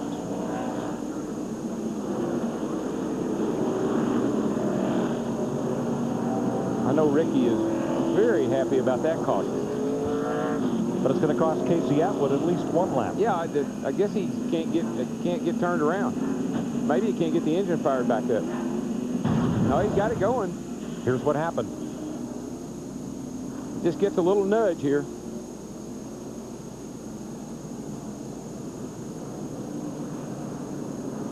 It just takes so little. It just takes the car is kind of like halfway hung out, and somebody bumps into you while you're trying to pick up the throttle, and around you go. He looks like he checked up for Jeremy Mayfield in the 12 car. Dale Jarrett gets into the back of him.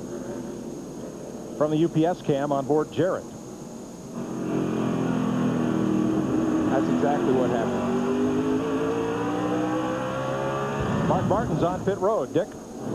This is only his second pit stop of the race so far. The left front corner of this car is well damaged as Robert Benfield heads there with his air gun to change left side tires. The car is running very well. The only adjustment that they made was to the track bar. They just told them, watch the 33. We have a wider pit road today, but the crews are all very concerned about the possibility still that somebody could come out of his pits and run into somebody else, which will end your day. Mike? Well, they widened pit road by about the width of a car. It's really helped, too. I mean, we haven't seen quite as much action on pit road as we've seen here in the past.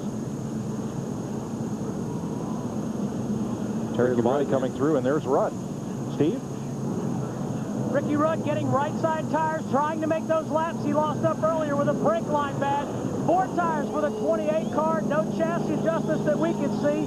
Left side tires going on. Norman Koshimizu gets the gas in. He can do it in 13 seconds. Ricky Rudd is away. We're at Martinsville, Virginia, working the 5th caution of the afternoon at lap 151. And here's a look at the spin cycle from the back bumper of Casey Atwood's car. We'll be right back. This is NASCAR on Fox.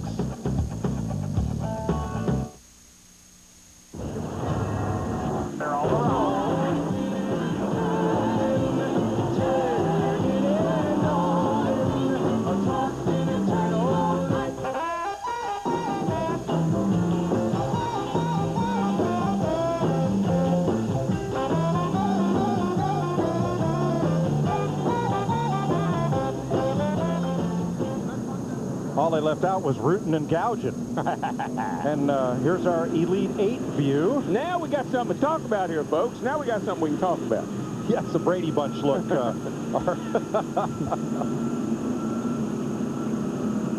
That's fun right there, boys.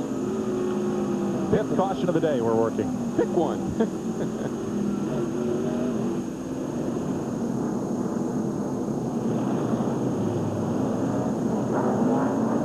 Actually, they're cleaning up pit road. That's what the caution's for. They're trying to blow some of that stay dry off. I wonder why they didn't do that earlier. Well, those 43 sweepers didn't do too good a job a while ago. They're not going to drive through that stay dry. They don't get all over their tires. The old John Deere will work every time. Steve? Before that caution came out, Bobby Hamilton's team had cut a deal with Mark Martin to Mark was going to let Bobby Hamilton lead a lap. Remember, it's 5 points to lead 1 lap. Well, now Sterling Marlin has cut a deal with the 55 car. Bobby Hamilton is going to let Sterling lead a lap. Then Sterling will let him go by. A couple of Tennessee homeboys, Darrell Walters' boys, cutting a deal. Let's go to Chris Myers. All right, so we've had 6 leaders, 7 different lead changes. We're under our 5th caution. Something to keep an eye on here, though, as the drama builds here, Jeff Hammond. You know, the license plate in Virginia says Virginia's for lovers, but no love lost between Tony Stewart and Jeff Gordon. Jeff Gordon currently 9th, Tony Stewart inching up 13th, plus Dale Jarrett 14th. You have the Ford, Chevy, and the points battle going on. I have a feeling that those 3 are going to tangle long before this day is over. Well, they won't be by themselves, I can tell you that right now, Chris. This place right here is going to bring out the best and the worst of everybody. You're going to see some sportsmanship, as we're talking about right now. Bobby Hamilton, Sterling Marlin working together, you know, kind of like another guy lead a lap. But at the same time, there's not any friends out there, and they're going to be beating and banging and going all day long. That's Martinsville short track racing. All right, some of the battles within the battle here in Martinsville. Tony Stewart, by the way, booed in pre-race introductions. Let's go down now to Matt Yogan. Matt?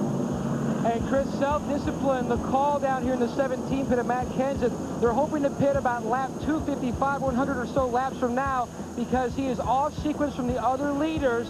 So he's going to hold on to his tires, try to make them last until about that time. Unless we get a caution, then he'll come in and pit then. Dick?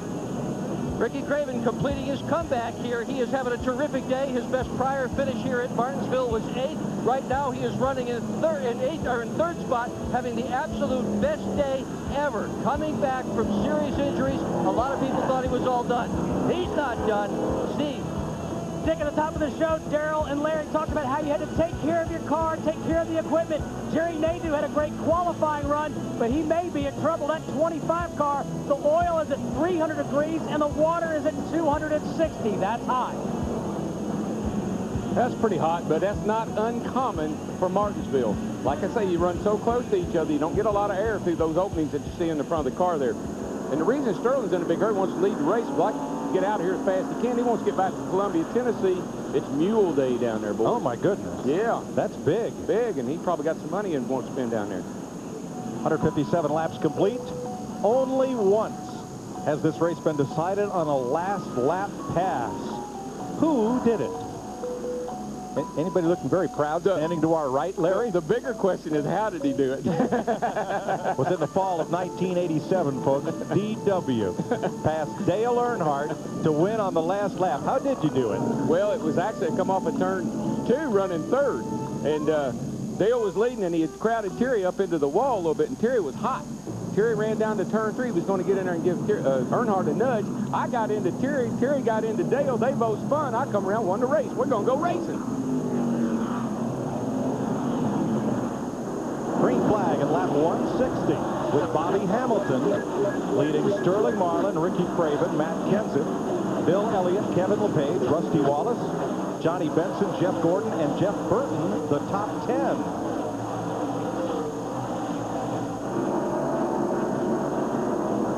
Look at that 4 car right there, Kevin LePage. He's already worked his way up into the 6th position. We got to remember, they're kind of doing a race to race. We did hear earlier this week, Kevin LePage will be in that car in Talladega in 2 weeks, but they're still dating. They have not decided to exactly get married yet.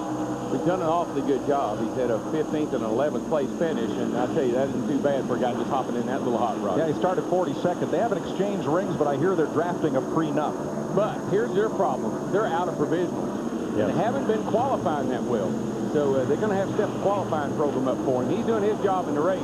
They're going to have to do their job getting him qualified. Finished 11th at Fort Worth last week. In both races, Bristol and Fort Worth has 2 top 15 finishes. Big progress for that race team. The Miller Lite Cam on board Rusty Wallace. Right behind LePage. Oh. Trouble. Oops. Oh, almost trouble. Semi-trouble. You'll hear us say that about 100 times, folks. It's just an almost. If we say big trouble, that's what Yep. Trouble's one thing. Big trouble's something else. Just so you folks at home understand. They started that wreck. They just didn't finish it. Benson almost went around in turn 2, but everybody continues. We had guys with cameras down there looking, where's the trouble? All right, here's how we caught our breath right here. Watch Benson there in the 10. Oh, Mikey, you shouldn't do that. Nice save, Johnny. Go, Johnny, go. If Mikey's not careful, his crew chief's going to tell him under caution one time, Wolford hit the pace car, and he's going to say why. He said it's the only car you had to hit. That's right. He's going to break Dale Earnhardt Jr.'s record if he keeps going, which was pretty incredible last year. Benson battling Steve Park. You have to, when your car is not right, when your car's not doing what it's supposed to be doing, you can't overdrive it. Now, this is not for position. Benson is 8th, and Park is 33rd, a lap down. Had that trouble earlier, had the penalty, and got held in the pits. Excuse me, Park is 2 laps down. Yeah, he had quite a bit of damage to the right front. He and John Andretti got together on the front here.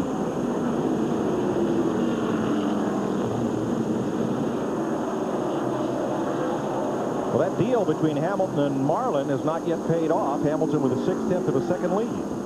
Oh, I think Bobby wants to get strung out a little bit more here, get a little space between the other cars, and then he might work with him. But got to kind of get a breakaway first.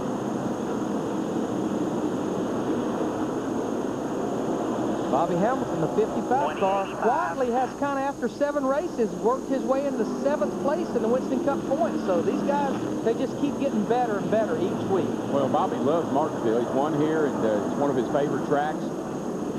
Good short track racer, good short track program, got a good crew chief. Now, Daryl, I would challenge you on that right there, because when I was talking to Bobby, he hates this place. That's the reason I think he runs so well, is because it makes him have to have patience. He told us earlier during qualifying, I may have a good record here, but I'd rather race someplace else. Well, a lot of guys don't like to race here because it is physically demanding. Very, very physically demanding. You're jacking on that steering wheel all day long. You got cars bumping into you. You're braking with your left foot, gassing with your right foot. It's hot. You get kind of miserable out there. That's probably why he doesn't like it. For more on Bobby Hamilton, Dick Berggren. Hamilton's number 55 car was one of the very last cars to leave the garage this morning. Crew Chief Jimmy Elledge decided at the last possible moment to re-engineer the brakes on this automobile, trying to change the brake bias, front to rear. How much brake would the front wheels have? How much would the rear wheels have? And he promised me this morning that if it worked, they were going to be extremely fast. If it didn't, well, it worked. 2108. Yeah, well, what happened, they went and tested this race car at Greenville, South Carolina. Took his teammate, Joe Nemechek. Joe drove the car about 2 laps. He said, guys, I don't know what's going on, but something is not right with these brakes. It's like it's got too much rear brake. These guys run dual master cylinder. A master cylinder for the front, a master cylinder for the rear. You normally have a little bigger master cylinder on the rear. When they put this car together, they got the master cylinder swapped, had way too much rear brake. This is the first time today he's got to run this race car with the master cylinders right. I mean, common sense would tell you the big one went on the front, the little one would go on the rear. But it's about pressure. Just the opposite. It's all about velocity and pressure.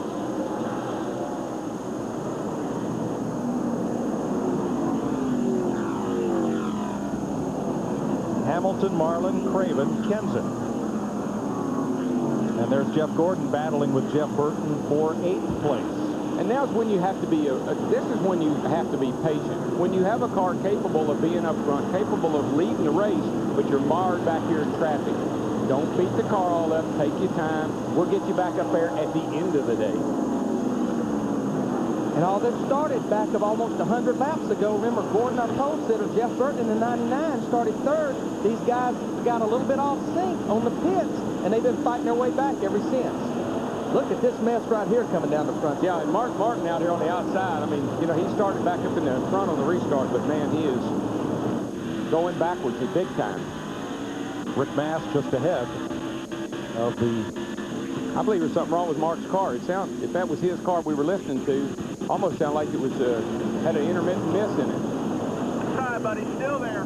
Darrell, he was one of the cars that laid that low gear up in that rear end this morning. Jimmy Finney told me, look, we're starting so far back, we're going to be working traffic all day. A lot of gear here for Martinsville 650. These engines will not take that. I know a 33 is stretching the limit. Anything above that, buddy, I just don't see how it can happen. Tony Stewart, Home Depot Pontiac battling the Bud Chevy of Dale Earnhardt Jr. And that is not a big picture racer. A big picture racer would pull the 33 because he wants to finish. This race here for 13th place. When I look at Dale Earnhardt Jr. in A car, this is the same car that he run here both races last year. And he's got a lot of damage right there on the right rear. He's been scrubbing that wall, but he run this car here both races last year. Wrecked both races. In October, he even hit a wrecker sitting on the back stretch pits. And the 3rd time he brought the caution out, Dale Earnhardt Sr., he come on the radio and said, Richard, was that boy brought that caution out again? Richard said, 10-4, Dale. Dale said, tell him boys to park that car. Richard said, Dale, I don't think you'll have to worry about him anymore.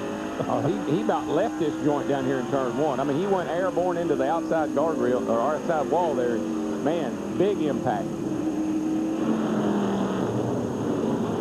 Yeah, he's had some pretty good contact with that right rear, but he gets a little tail happy up off the corner.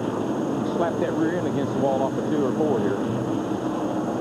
He's in 14th place. Dick Berggren? I just talked to Sean Parker. He's the car chief for Mark Martin, and I asked him what was wrong. Parker said something in the motor. They're not sure what it is, but the engine has laid down.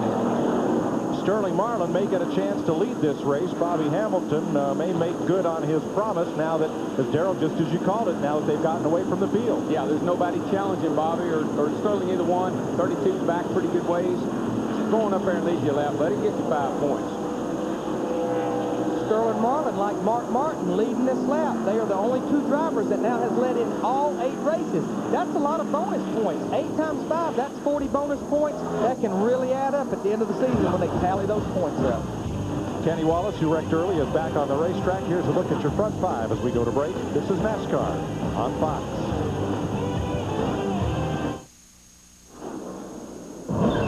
Welcome back to Martinsville Speedway. Tonight, wrap up your day with NASCAR Victory Lane. A full hour of everything you need to get you from pole position to the winner's circle. NASCAR Victory Lane, Sundays at 9 only on Fox Sports Net. Sterling Marlin leading Bobby Hamilton and Matt Kenseth. Here are 2 of the Petty cars out of the race, Buckshot Jones and Kyle Petty. Kyle's car damaged in that accident at lap 112 that turned Michael Waltrip around, and Buckshot Jones has had his share of misfortune, as has the 3rd Petty car here, number 43, John Andretti. Yeah, he's wounded. He's just out there riding around. He's several laps down, and not a good day for the Petties. Well, that's what I was going to tell you. The drivers might tell you they're having fun here, kind of beating and banging and showing, oh, this is fun racing. But you know who's paying for it? Poor old car owner. Brought his nice, pretty nice, fancy car in here, and they take it home beat up, called it home in a basket.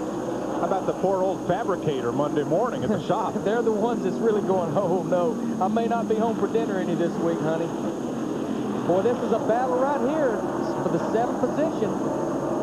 Rusty Wallace in the 2, Jeff Gordon in the 24. Started the top 3 positions. Jeff Burton in the 99. These guys trying to get back to the front. Here, 193 laps into this thing. And Dale Jarrett's just lurking right in there behind them. So that's our leaders early on, just trying to get themselves back in position. Wallace has led 58 laps today. Jeff Gordon has yet to lead. Same for Jeff Burton, Matt. Well, Mike, this morning in the garage here, there was more speculation, controversy, rumors about who was running what for a rear end gear than the second shooter on the grassy knoll. Apparently, Frank Stoddard, a little more conservative with his choice. He went to 633, but if you're the 21 car and the Wood brothers, they went with the 650. You had to be concerned about what happened with Mark Martin. This is the 2nd straight race the Roush guys are under a new engine program. Had to redesign some parts due to some early season engine failure, so not a good sign this early on. Everyone concerned here, not so much because of the RPM, but isn't it the differential between your highest and lowest RPM every lap? Well, the driver has to have the discipline to back off. They put a rev limiter in there, a chip in the distributor box to cut the engine off, but you've got to look at that tack every lap. And you got to get a rhythm going, and you got to start backing off of that thing, even if it means getting past. Dale Jarrett trying to make that pass on Jeff Burton. Not that time. Those 3 are going at it pretty hard right there. That's pretty aggressive racing at 200 laps into the race. Burton moved up and opened the door. And in 2 weeks, we go from the tightest track in NASCAR to the wide open spaces of Talladega. Yeah, it's going to be interesting to see what happens at Talladega. I mean, there's been so much controversy and so much talk about Talladega. We'll probably see 30, 40, 45 lead changes, and that'll be at the start-finish line. Only know how many lead changes there'll be around the racetrack. Yeah, at Daytona, we is always hollering about 3 wide. Talladega hollering about 4 wide. But Talladega was built to run 200 mile an hour on. Daytona wasn't. Big difference. Well, here we go. You can see that you have to really tug hard on that steering wheel here. You got it.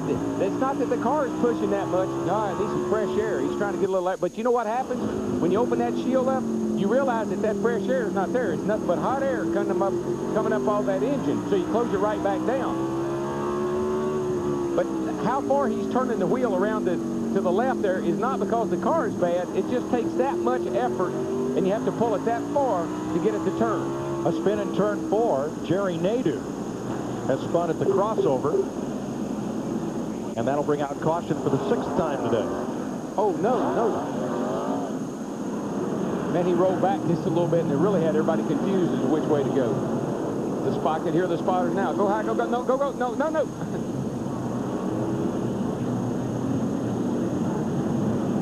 Well, I don't see any damage to the car. Spotters. They get a little relief here under caution. Yeah, look out. Here we go. I'll get me a drink of water now. Ron Thiel getting a drink of water there. Yeah, they're going to the cooler. Get me a little drink of water here now, boys. Whew, I needed a break. I'm going to go to the bathroom. I'll be right back. Well, you know, they're under a lot of stress, same as the drivers. That's the only break they get is when there's a caution. Oh, yeah. Yep. But all our leaders on pit road, I mean, team sports, you got spotters, you got these pit crews, you got drivers, you got fabricators. I can't stress this is a team sport. It's a team sport. Dick? Kevin LePage is in right now. He's going to take 4 tires on this car. David Ift, his crew chief, the veteran. They are around to the left side. This is the best thing that could possibly happen to LePage. McReynolds is right. He's job hunting. Look at that. 4-tire stop for Sterling. Marlin, they made an air pressure adjustment. He was a little bit loose to Steve. Bobby Hamilton's going to stop. They will make no adjustments to that car. Just 4 tires. The crew chief, Jimmy Elledge, on the front tires. Jason Sheets on the rear. Terry Painter's the jack man. 4 tires for Bobby Hamilton. They love it. And at the other end of pit road, Rusty Wallace came out right into the left rear corner of Dale Jarrett. Boy, he did. He knocked the fire out of him.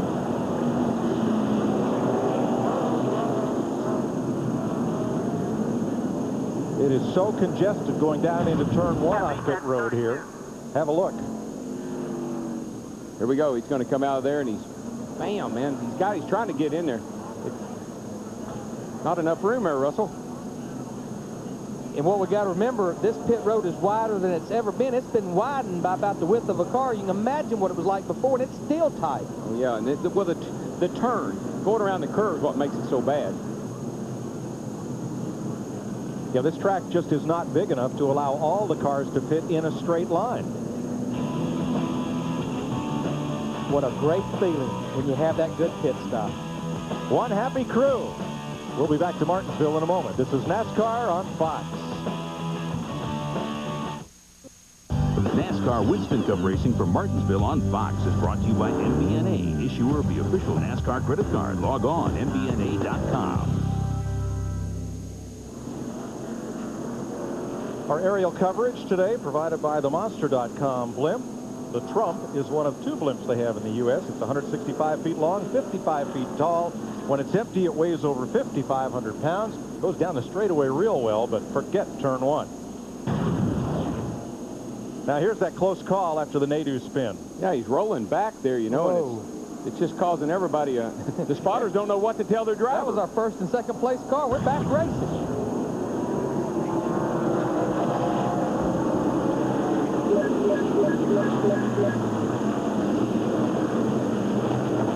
Ron Hornaday steps out with the lead from Joe Nemechek.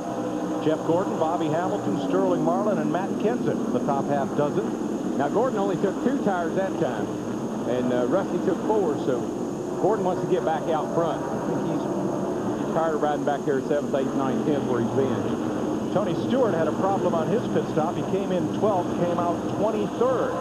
Now, Jeff Gordon went in 8th, and he was the first to come out of the pits among the drivers who pitted on this caution. I think that was a good call on their part. It gets him back up to the front. It's just using up so much race car right now if you're back in the pack. You got to get to a place where you can get in clean air and do a little riding right now. Well, got Terry Labonte up high in turn 2 there.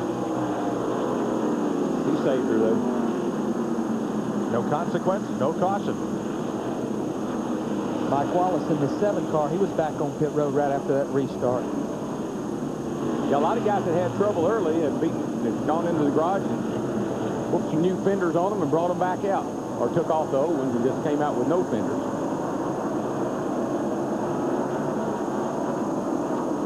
Ron Hornaday leading in only the 2nd race of his Winston Cup career that he has led.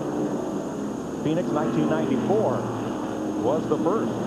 He is the leading leader and, of course, leading rookie of the race. The rest of the rookies struggling today.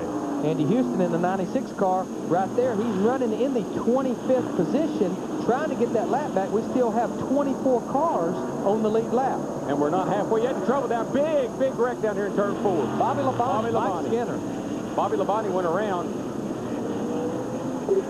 Don't really think. A lot of damage on the front of Brett Bodine, the 11 car. Andy Houston trying to get a lap back from Hornaday as they come to the caution. And they got a split, Brett Bodine. And he did it.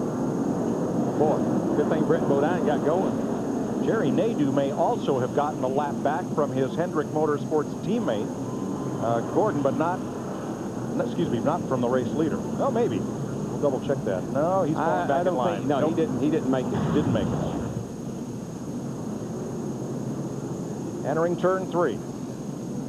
See a little bump from Kenny Schrader on the back of Mike Skinner. This is in turn 3 and 4. He seems to be a little irritated with Skinner for some reason. And he turned Mike Skinner around. Bobby Labonte nowhere to go. Mike Skinner spins to the inside. Bobby Labonte right there. And Jimmy Spencer. And who got the worst of it? Poor Brett Bodine. Bodine, who had nothing to do with it, and I don't think the 18 car got much damage at all. Pit stops. Dick Berggren. Ron Hornaday pits out of the lead. He had over 80 laps on those tires. He asked for 4 fresh tires and 2 bottles of water, not just 1. It is very, very hot today, and we are hearing an increasing number of drivers call for various things to try and cool them off. Hornaday, the latest. I tell you, I have had to crawl out of this joint many, many times. This place, now, a lot of people wouldn't realize it, but this is one of the most physically demanding tracks that we go to. But everything creates so much heat. The brakes create heat. The gear creates heat. The racetrack has heat. Everything is working in the form of just heating everything up. Including tempers. Yes. And they are flaring. 7th caution flag of the day at mean old Martinsville. We'll be right back with more NASCAR on Fox after this. NASCAR Winston Cup racing from Martinsville on Fox is brought to you by Ram. Pay a little more now or pay a lot later. By John Deere. Nothing runs like a deer. By new Haviland motor oil technology, formulated for improved gas mileage, add more life to your car. And by Sears, the good life at a great price, guaranteed. Green flag is back out. Jerry Nadeau tail end of the lead lap. He's out at the front of the pack. Elliott Sadler, 21, he's on the tail end of the lead lap. Steve Park, he's trying to get one of his 2 laps back from our leader, Jeff Gordon. Finally, 219 laps, he finally made it back to the front of this field. But Bobby Hamilton in that 55 car, he wants the lead. Ricky Rudd trying to move back up after getting back on the lead lap. DW, I like your pick more and more. He's in 10th position, was 2 laps down with that brake line problem. Back on the lead lap, back up there fighting again. The car really, I've been watching him all day long, and the car just gets in the corner so good. For the lead, Bobby Hamilton against Jeff Gordon. Well, Gordon got pushed up out of the groove, and it's opened the door for lots of people to go by. And he only took 2 tires on his last stop.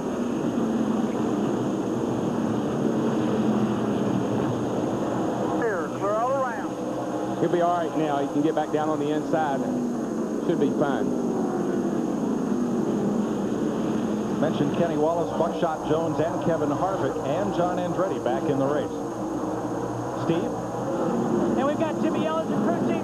You guys had a great pit stop, and you've taken the lead. Can you win this race, Jimmy? Well, I think so, but, you know, it's going to be who has the best strategy at the end. You know, we put on 4 tires there early and got back in the back, and we just couldn't do anything. So we kind of taken a little different approach, and now we're racing on gas mileage, and that's probably hard to believe here at Martinsville. So I think we're going to be close to making it on one more stop. We're just going to try to go to that window, open the pit, and see what happens. Let's go, Dick Berggren.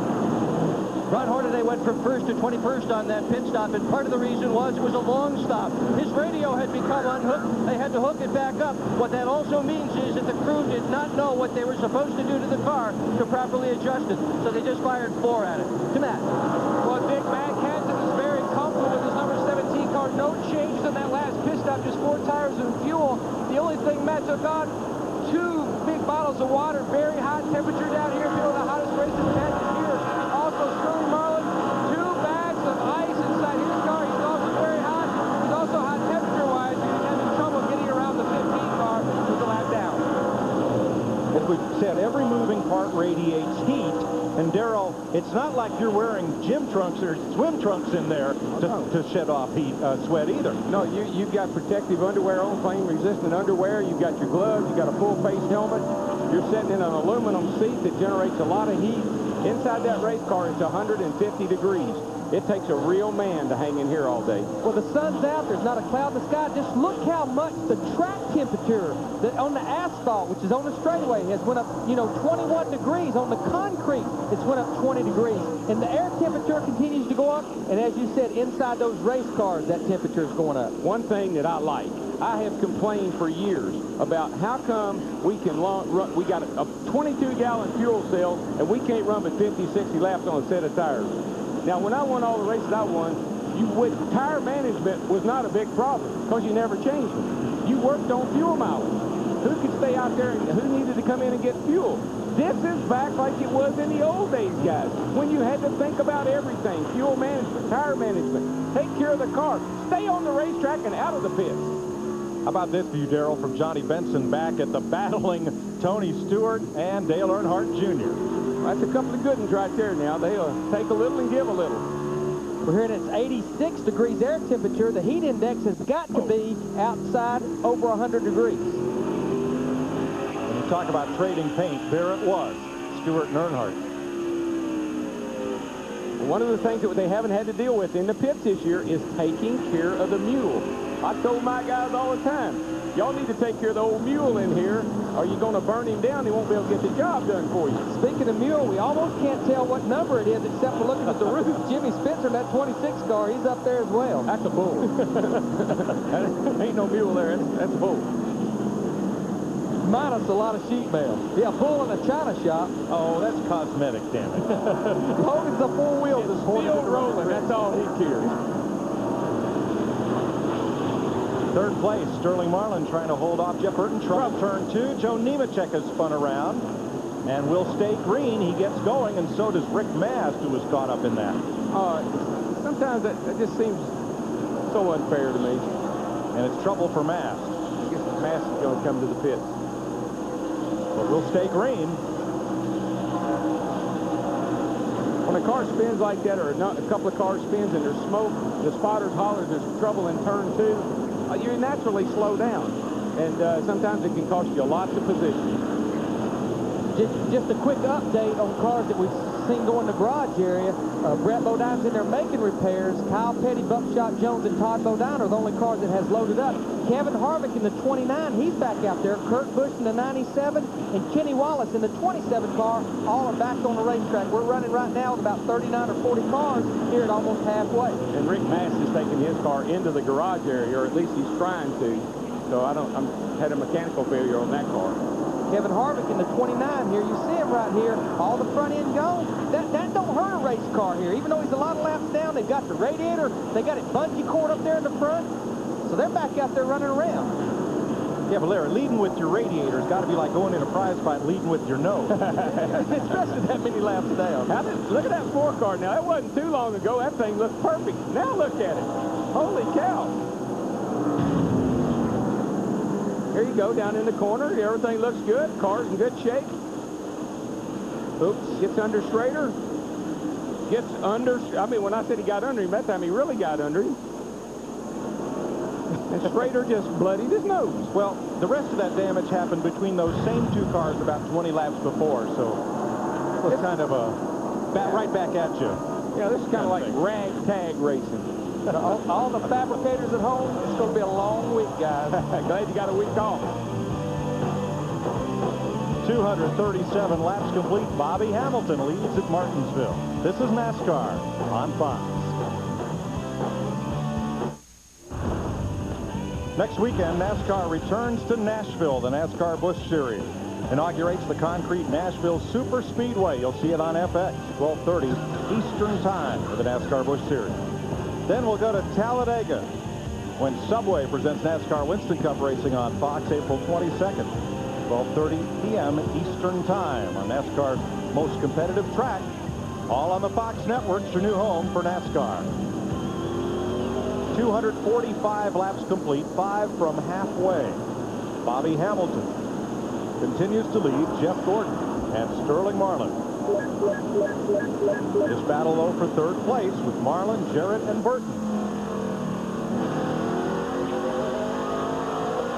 And the thing about it, we talk about how hot it is out there right now and how the drivers are complaining a little bit. If this thing stays green for a long time, that makes it even worse because you get no relief. And you keep wanting to know, when's our next stop? When's our next stop? Well, we're not going to stop for anything but fuel. How about tires? Can I come and get some tires? Before we talked about strategy, you heard Jimmy Ellis talk about it. We showed at the beginning of the show about 140, 50 laps on fuel. I told a lot of crew chiefs this morning, if I was still a crew chief and we get to about lap 375 and I get tires and fuel in my car, I'm going to send my equipment back to the truck where I won't be tempted to pit again. Right. I won't give up that track position. See, the thing that people at home, just understand one thing. All these guys are on a pretty serious workout program. All of them are pretty conscious about keeping themselves in great shape right now because of days just like this. So when you talk about these guys not being athletes, I challenge anybody in any other sport to come and try this one time. Because that 150 laps under green, that's 300 straightaways and 300 corners and 300 pushes on the brake pedal. And with no water, no ice, no towels or anything to cool you off, and no timeouts, no anything. No halftime. No halftime. No seventh inning stretch. Nope. And there aren't many sports where they run this close.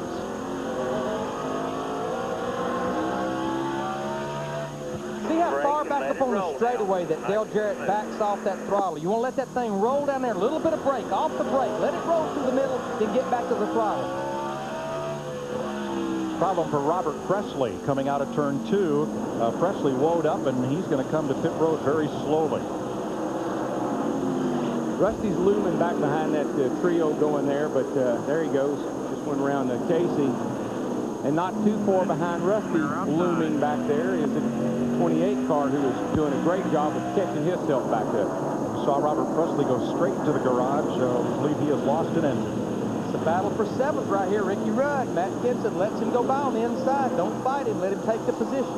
The only way you can hold somebody off when they got to run on you like that is to challenge them into the corner, and you got to use a lot of brake. And right now, you need to be saving brake.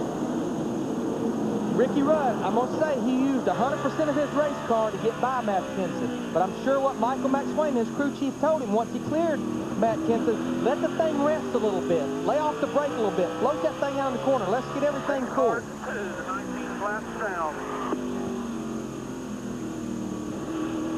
So it's Hamilton, Gordon, Marlin, Jarrett Burton, and Rusty Wallace in 6th position. And Rusty's closing down on these guys. He's a little quicker than they are by a couple of tenths. So he's got Clear Sailing ahead of him. He'll be right there joining that little battle just in a moment. Gordon only took 2 tires. Now, Rusty took 4 on the last stop. So Rusty could have somewhat of an advantage if it stays green for a while. That's how he got so far back. That's why he's trying to chase these guys down. Boy, Jarrett trying to get a look up there on the outside. Did he touch the wall? Looked like he almost run out of racetrack up there. He's working that high side, though, coming off the corner. Well, that's the problem you have. You can be much faster. Rusty's a lot faster than these guys is on the clock. But when you get up there, just finding an opening. Right there, he got up to the high side. He just couldn't get a fight. There's not as much grip up there in that second groove on the exit of the corner. He opened the door for Jeff Burton underneath. Yeah, and what he's really saying to Jeff Burton right now is, hey, man, didn't you see I was trying to make the pass?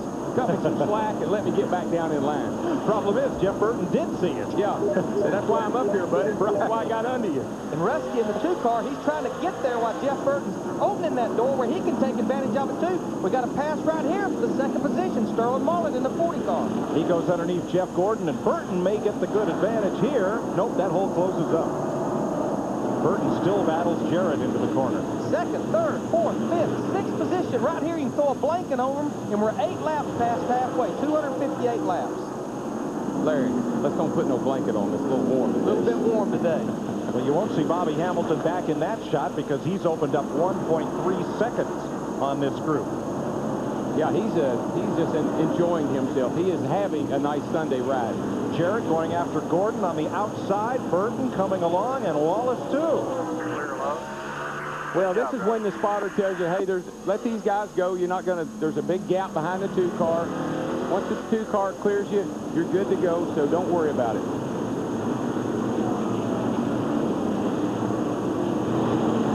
We talk a lot about tire management. Dick Berggren. And we've talked a lot about 2 tires versus 4 tires. Goodyear technician Billy Hodges has taken a look at both yesterday's trucks race and also what's going on here today. And he has concluded that a team could probably go 250 laps on left side tires without a real speed decrement. To see. Dick, Tony Stewart's running in the 12th position. He's described his car as having good forward bite, but he doesn't have enough side bite. Car doesn't want to turn in the center of the corners. That's what you fight here, trying to make it turn and still have that bite up off the corner. It's kind of hard to get both. And side bite, the way I've always interpreted it, is when you're down in the middle of the corner, the car's taking a set, you want to feel that thing roll over and bite in the racetrack. You want to feel like it's in the racetrack and not sitting way up on top of the racetrack. It's a grip thing. Bobby Hamilton's lead has been cut to half a second. You see Sterling Marlin, the silver car, running him down. And we're just past halfway. We'll be back with more Winston Cup racing from Martinsville on Fox after this. NASCAR Winston Cup racing from Martinsville on Fox is brought to you by Subway, showing the world how great a fresh sandwich can taste. Subway, eat fresh. Mark Martin has taken a hard hit into the turn 3 wall. I was looking right at it. Something happened to the car. As he went down in the third turn, it snapped around on him as if cut a tire down or something broke. No brakes. I'm not sure what it was, but something caused the car to take just an incredibly fast turnaround. And that's a hard lick up against that outside retaining wall, driver's side. And the Pfizer number 6 may be finished for the day. Yeah, I see Mark is moving around inside the car. And caution, of course, is out. 8th caution of the day. Our leader of the 55 car, Bobby Hamilton, stayed out. Looks like everybody else has come to pit road. Matt? And the 40 car makes its way to the pit box. Sterling Marlin complaining his car is a little bit tight. They were talking about what to do, maybe air pressure, and that's what they've done. You can see Sterling threw out the one ice bag they gave to him on the last stop. Tony Santanacola has another one just in his hand in case Sterling does call for more, and he's down and away to Dick. In a cloud of brake dust, Dale Jarrett has come in to change 4 tires on his car. He said it's a bit loose, and so they're going to try to adjust it with tire pressure. Nice stop to Steve. Jeff Gordon is in.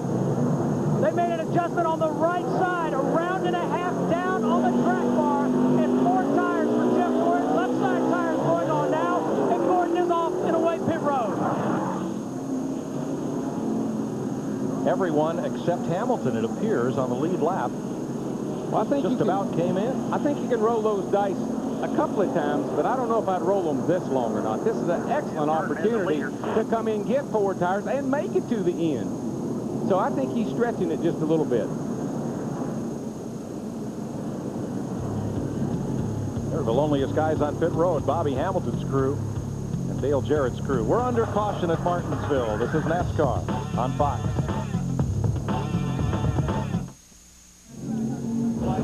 Welcome back to Martinsville. Our 8th caution flag going into lap 275. Earlier in the race, rookie Andy Houston and then Kenny Wallace. He gets caught up in a little accident right there. Rusty Wallace led the most of the first 40 laps and had a little spin out. Yep. That's Martinsville right there. Little Mike goes around. Schrader involved in that accident. Mike Skinner. A lot of cars beat up. And look at Kevin Harvick. Talk about a bad nose job. It's a half track, maybe half car. He could hang in there. Currently, Bobby Hamilton Jr. is leading, but Mark Martin, who had the most recent mishap, is not speaking in the Viagra car, but he did walk away from his accident. Let's go down to Matt Yoakum for more. Well, Chris, Mark Martin is going to head on to the infield care center, debrief his inner south, try to cool off after what happened. He said the left rear tire went down on the 6 car earlier.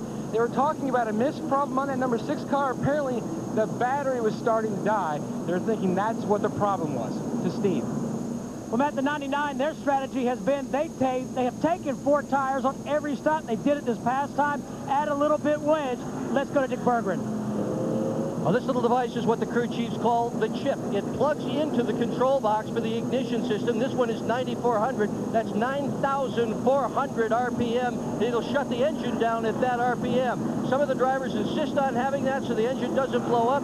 Others, like Rusty Wallace, just kind of lift at the end of the straightaway, keep their fingers crossed, and hope. All right, thanks, Dick. Sometimes the smallest detail can become the biggest problem. Over 85,000 here at Martinsville, seeing a heck of a race. A lot of bumping and grinding going on. Bobby Hamilton, an 18-1 long shot when the race started. He was our Jeff Hammond's pick. He has the lead right now over Jeff Burton, and we have Sterling Marlin third as we go through lap 275. What should we get ready for over these next couple hundred laps? Well, as we get on a little bit further, starting right now, it's going to get worse instead of getting better. You mean as far as the collision? As far as the collision is concerned, because these guys got to have track position. Everybody understands right now track position is so important, so important. And if you don't get that, and that's the reason why Bobby's guys stayed out. I'm not too sure I agree with this strategy right now. I know Jimmy was talking about, hey, we're going to try to go gas only and not really worry about it. But I think right now, when the guy from second on that back have all got 4 brand new tires, you may be in trouble. All right, Dale Jarrett, always successful in new cars, having a new car here. He's currently running 4th and the points leader. He has never won in 29 trips, made his first Winston Cup start at this track. Let's get more. Go upstairs to Mike Joy, Darrell Waltrip, and Larry McReynolds. Well, Bobby Hamilton has 70 laps on those tires and chose not to pit. Darrell, so far, you've been drive to make the car survive. What now? Well, I like what I'm seeing. This is racing the way it used to be. These crew chiefs have had it easy, folks, for so long. They all stand in the pits, 4 tires, 4 tires, 4 tires. That's all they knew. Monkey see, monkey do. Today, they got to think a little bit. They got to earn those big bucks, Larry. But the reason we was changing 4 tires, our driver kept saying, I want 4 tires, I want 4 tires. That's the reason we give him 4 tires. Let's run them out of wait fuel. A minute, DW, I like your pick, though. Ricky Rudd. He's looking good. In 6th position, 225 laps to go. He was 2 laps down. He's made both of those laps up. Got a fast hot rod. Put me in halfers on your pick. Yeah, but we could only be about, 6 or 8 laps, 6 or 8 cautions away from the finish. Look, there's why I picked the fatback. Michael McSwain is crew He's chief. the man. Look at him. Look at them glasses. Turn around, Mike. I believe he's been in your sunglasses. Turn around, fatback. Wave to the crowd. Well, we have fast hot rods, and then we have Mark Martin's poor car, who, after banging hard into the 3rd turn wall, goes off, we call that hammock style. Yes, it is. Between 2 wreckers. Glad he's okay. He had to head to the infield care center to get checked out. Dick? Well, in the pre-race show, Darrell Waltrip was talking about not picking pit number 11. Darrell, you said you didn't like it. There's another good reason to not like it. Pit number 11 is right in front of the opening for the garage, and everybody who is having problems coming in with oil leaking or water leaking is going right through Rusty Waller's pit. And on the last stop, the jack man, Rob Jones, slipped and fell. Rusty went all the way back to 7th spot. They can't get the oil cleaned up. There's so much of it here. Well, watch your footing there, Dick. Well, they're working on that. Stay dry. It dries up the oil, but it does make it slick.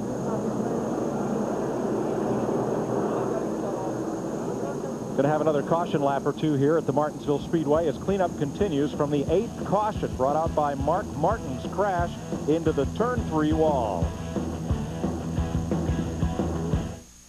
NASCAR Winston Cup racing from Martinsville on Fox is brought to you by Autotrader.com, the biggest, best used car site on the planet.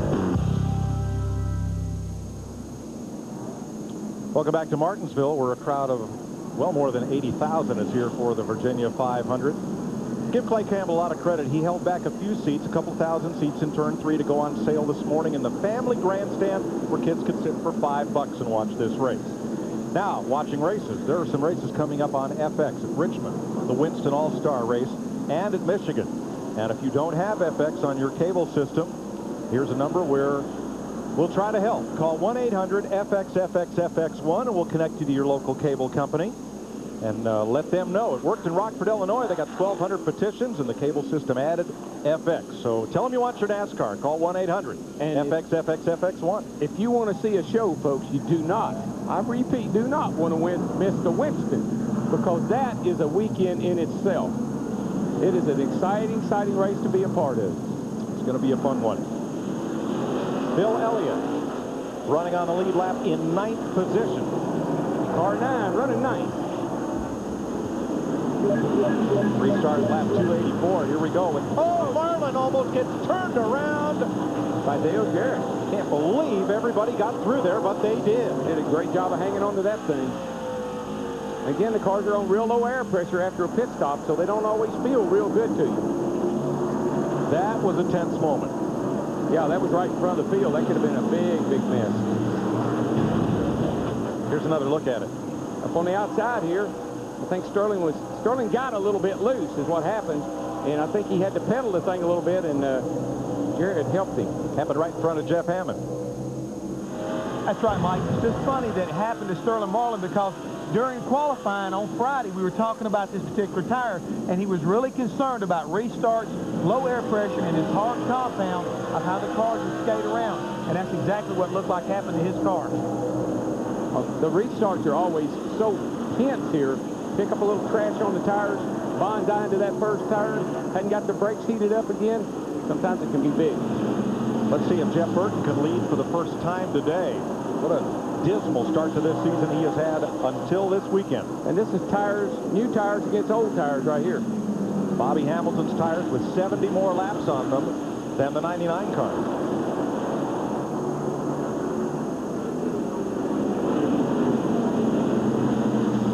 Bobby's car just comes up out of the corner so smooth. You see how Burton's car fishtailed a little bit as it come off the concrete onto the asphalt. Bobby Hamilton's car's not doing that. Right around the inside, smooth, accelerate straight. Caution is out. And there's debris down in turn 1. Ooh, piece of metal debris, and Kenny Schrader just ran right over it. Now, Ricky Rudd, in that incident, restarted 6th. Now he's back to 10th. He was the real loser in that incident with Sterling Marlin. Yeah, I don't think he had any damage on his car at all until that. That's not really damaged here, but and I think that's where that debris came from. You saw that little bar hanging down in the back there? Ooh. See Gordon right there in the 24 car, he gained about 3 positions down the backstretch through all this. He was on the high side. Yeah, it's just a piece of aluminum, but can't run over it. Let's go to Ricky's pit. Steve? Mike, and Michael McSwain was just watching the replay. He's talking to Ricky Rudd right now, talking about the damage that he saw in the replay here inside this pit box. He's going to talk to him again, and we'll try and get back with him.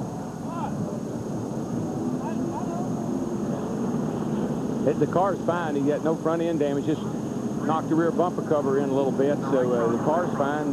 No problems. No damage to the car whatsoever. I'd be Rusty's car now. That might be a different story.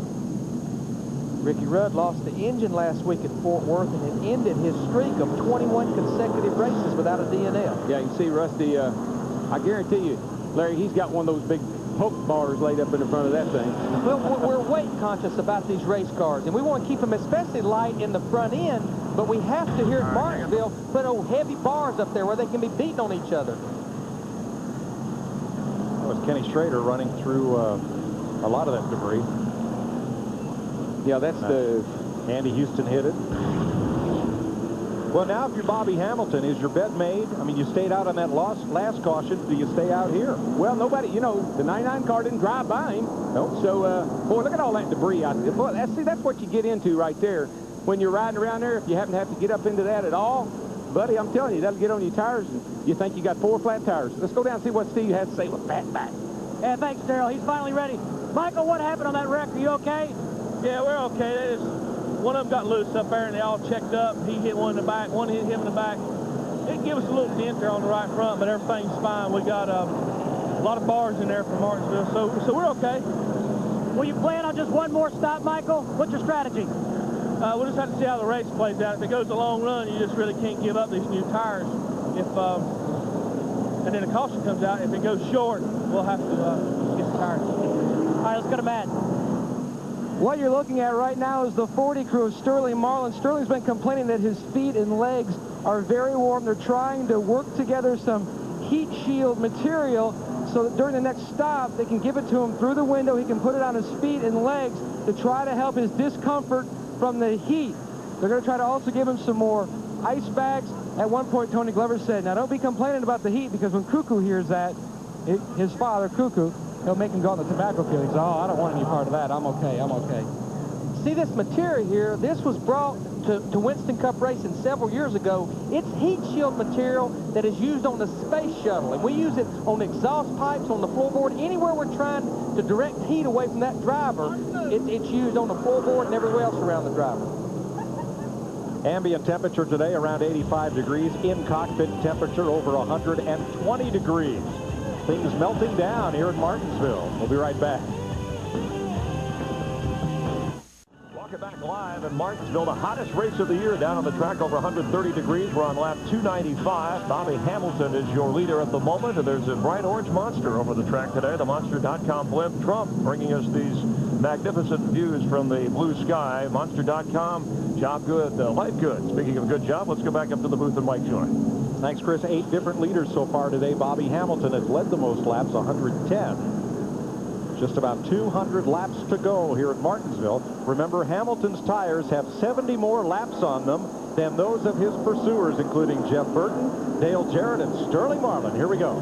Yeah, nobody seemed to, you know, jump there and just run by him, so I guess he knows what he's doing. But you know, Mike, you asked the question, had he made his bed? Did he have to lay in it? Yes, boy, we got Michael Walker, who's got cars going high and low.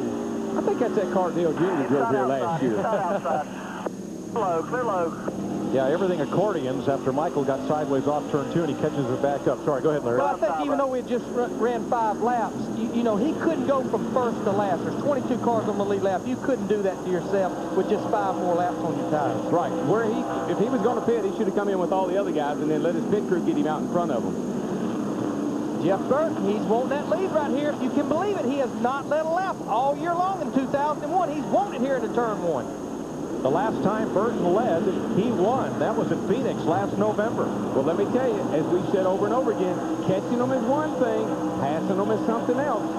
Now, a number of cars have gotten solidly back on the lead lap, including Elliott Sadler, Andy Houston, Joe Nemechek with a sticking throttle problem. Bobby Labonte's back up there, Jerry Nadeau, all on the lead lap. Remember, Tony Stewart struggling earlier. He is now up at 12th position. The number 20, the Home Depot Pontiac. This is the car that he has ran all 4 of his Martinsville races with. He sat on the pole here in April of '99, won the pole and the race with this car in September 2000, and got his first career win at Richmond in '99 with this car. His teammate has not fared well this season either. Bobby Labonte, presently in 15th position. Well, this is the point of the race. We're 300 laps. This is when, if I've got a good race car and I've just been taking care of it, I'm going to start using a little of it. I'm going to turn it up to about 80%, and at the last 100 laps, then I'm going to turn it up to 100%. Now we're told that Elliott Sadler, on the last caution, stayed out, did not pit, restarted tail end of the lead lap, and then, or the 2 cautions ago on the last caution, was one of the cars that picked back up the lap that he had lost. Likewise, Jerry Nadeau. Boy, Burton's really working on Bobby Hamilton, and I believe if he keeps leaving that bottom open, that Burton will eventually go by. While these guys are working, how about the 88 car, Dale Jarrett? He's right up there in the middle of them now, the 3rd position. He's got a fast race car. I mean, he's passed a lot of cars today, and he won't mess with these guys long. I believe he feels the same way I do. It's about time to stand on that thing. Big picture racer. Dale Jarrett, he's the kind of guy that can win a race like this. Now explain that, Darrell, big picture racing. We got 34 races, and this is number 8. This is no time to panic. He's already won 2. He's having a great year. Championship, man. Think championship. Junior Johnson pounded that in our heads from the first lap we run at Daytona until the last lap we ran at Atlanta.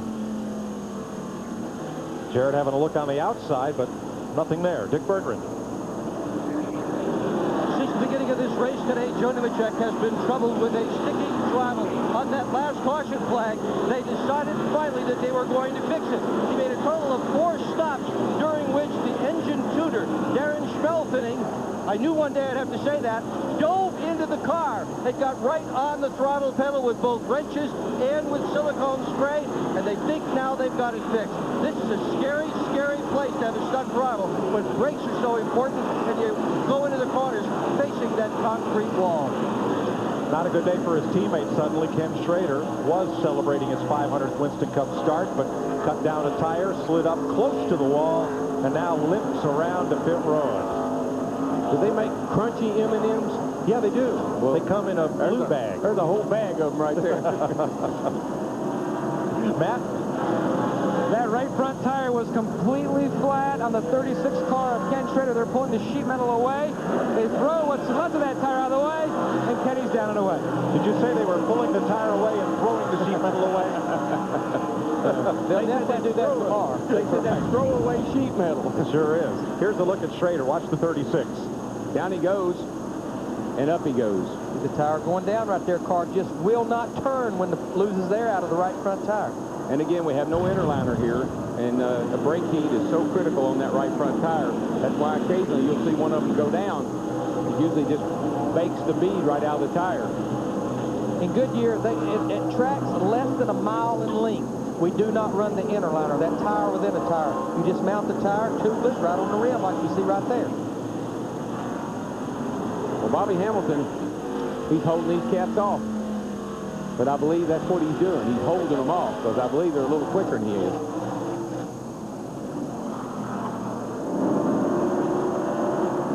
A little further back, the battle for 13th and 14th on back. A couple of Pontiacs there, and say Ron Hornaday is having a pretty darn good day, and not only that, he's had to work. He hadn't been back to the front for a while, so he's kind of on a march to try to get back up near the lead. Yeah, Hornaday led 24 laps, but his pit stop put him toward the back, and it's a hard climb back to the front here. Now, we'll see cars start to use that outside a little bit, and the reason for that is because right down in the groove, the longer these cars run, they've been out there long enough for it to happen, rubber buildup gets in that bottom groove. And once that happens, the front end will not stick. It'll just chatter every time it hits those rubber buildups. See that real dark stuff right there? That's rubber. Little piles of rubber stuck to that concrete, and it'll just make the car chatter right across it. And Darrell, what I've seen here before is in the last 200 laps, it really gets bad. And crews and teams that can make adjustments to compensate for that, air pressure, they're the ones that kind of prevail in the last part of this race. It's like it goes to a real big transition the last couple of hundred laps. And it's because of that rubber buildup on the racetrack. I've had great cars here. All of a sudden, they start pushing the front end and snapping the rear end loose because they hit those rubber bumps. In 2 weeks, these cars will look the same. They'll have the same paint jobs, but they'll be all different when we go to Talladega, where aerodynamics are everything, and of course, horsepower. 2 weeks from today on Fox.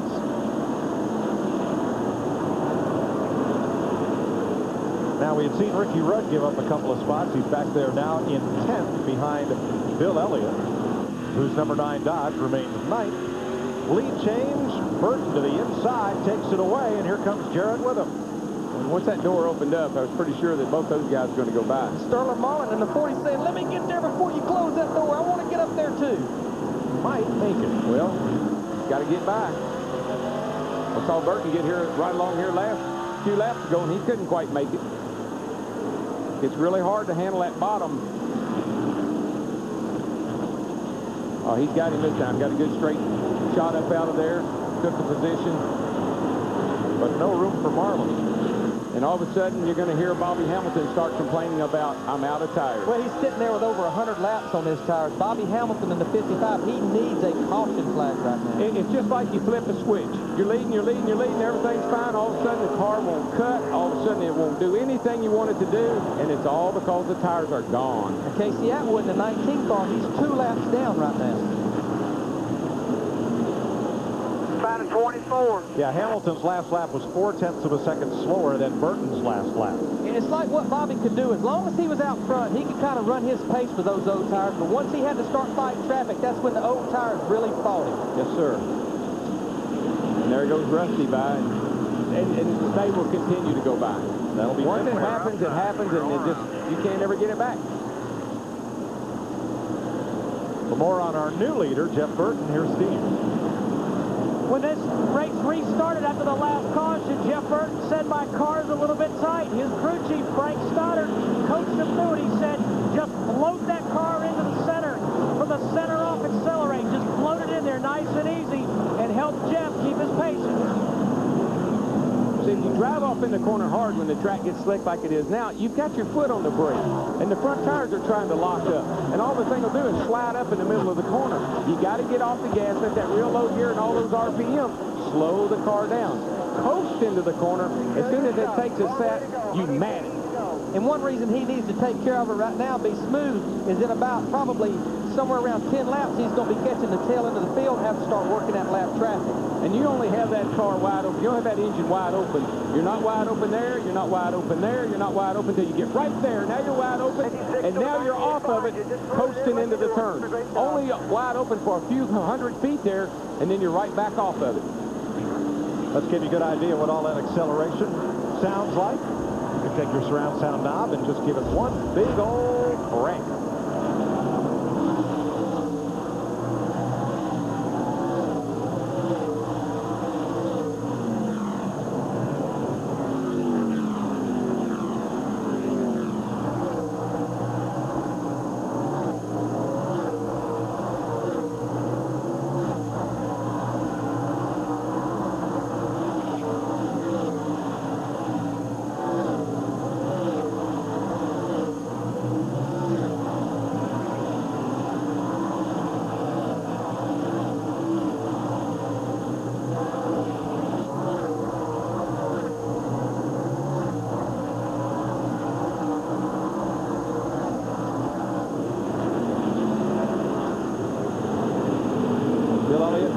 A couple of veterans battling right behind Kevin LePage. That's 8th, 9th, and 10th. The Haviland onboard camera with Rudd. You know, Bill's quietly having himself a nice afternoon, running in ninth place. Kevin LePage just ahead of him. He's having an outstanding afternoon. Everyone wondered this morning about the Dodge engines here at Martinsville, their toughest test of the season, partly because of the on-off nature and RPM spread of this track, but also because of the heat. In preseason testing, they had been susceptible to overheating problems, and they were a big question mark. But Marlin and Elliott doing very well. Yeah, this is like a real good engine test. If you can run 500 laps here, not have any parts break, you got a pretty good piece. Well, I think we continue to underestimate what the Dodge people have accomplished. They developed a car, they developed a motor, and they have done all this in about a year's time or less. In cooling, Ray Evernham, who mastered a lot of this right there, in cooling in general, cooling of the engine, proper duct work in the nose of the car going to the radiator, that can be 6 months of development in itself. It really can. The block, how the water flows through the cylinder heads, all those things are very critical to an engine that's going to run 500 miles or 500 laps like we're doing here today. One of the top Dodge engine builders, Joey Arrington, from right here in Martinsville, Virginia. His dad, Buddy Arrington, a longtime Winston Cup driver. On point is Jeff Burton. In the last 7 races at Martinsville, he has 5 top 5 finishes, including a win in September of 1997. We'll be right back with more NASCAR on Fox. Welcome back live in Martinsville. A terrific race at the Virginia 500. Look at the leaderboard, our own leaderboard. Jeff Burton, who is trying to bounce back for Roush Racing. Dale Jarrett, who shot an 84 at Augusta when he played there within the last year. And your current Winston Cup points leader running second. Sterling Marlin third. Rusty Wallace, who has 6 wins on this track, the most of any active driver. And then Jeff Gordon, who is chasing Dale Jarrett for the points lead, entering today 75 points behind the leader. 162 laps to go. We're running green, and it should be a terrific finish. Let's go upstairs to Mike Joy. Kind of our own version of the Masters here with Jeff Burton running. His nose looks a little under par on that car, but otherwise, a few bogeys out there. But when you look at his competitors, his car looks real good. It's kind of like this track maybe be like, what's that, the 15th hole that gives them so much trouble? I think that's the one that gives them so much trouble. All of them give me trouble. Jimmy Spencer battling Ricky Craven there. Now, Craven has fallen from the lead lap, but Spencer is the 11th place car. That's the nice-looking side, the left side, on that number 26. And he continues to just pound it down in there. You saw him drive down into 3 and take the position there from... yeah, that's the evil side, the right side. Wow. But really, truly, that's a good-looking car for Jimmy here. For anybody at Martinsville and this just late in the race. Think about this. The day ain't over yet. Yeah, I was going to say, we got 160 laps to go. Stewart and Hornaday settling in there in 12th and 13th position as they work past Craven.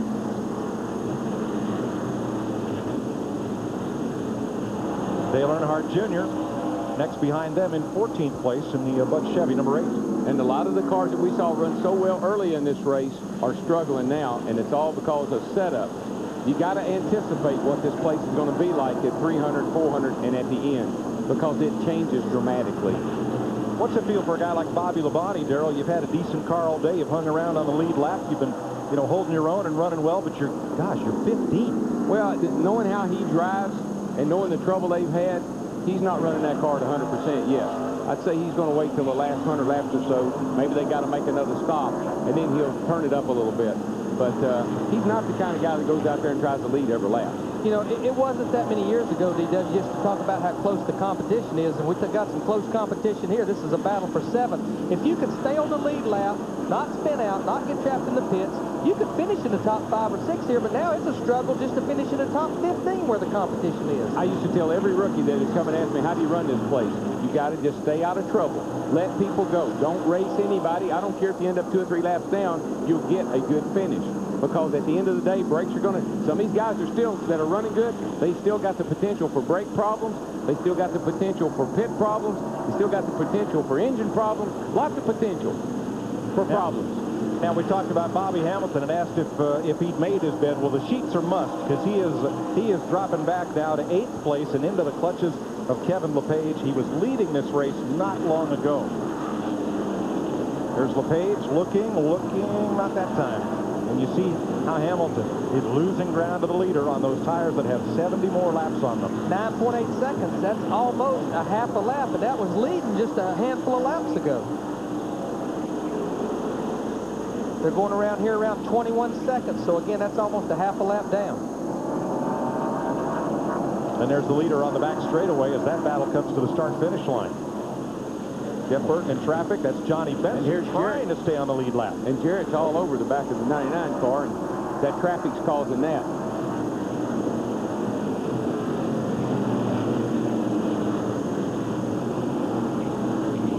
Sterling Marlin in the 40 car. He's about 2 seconds behind.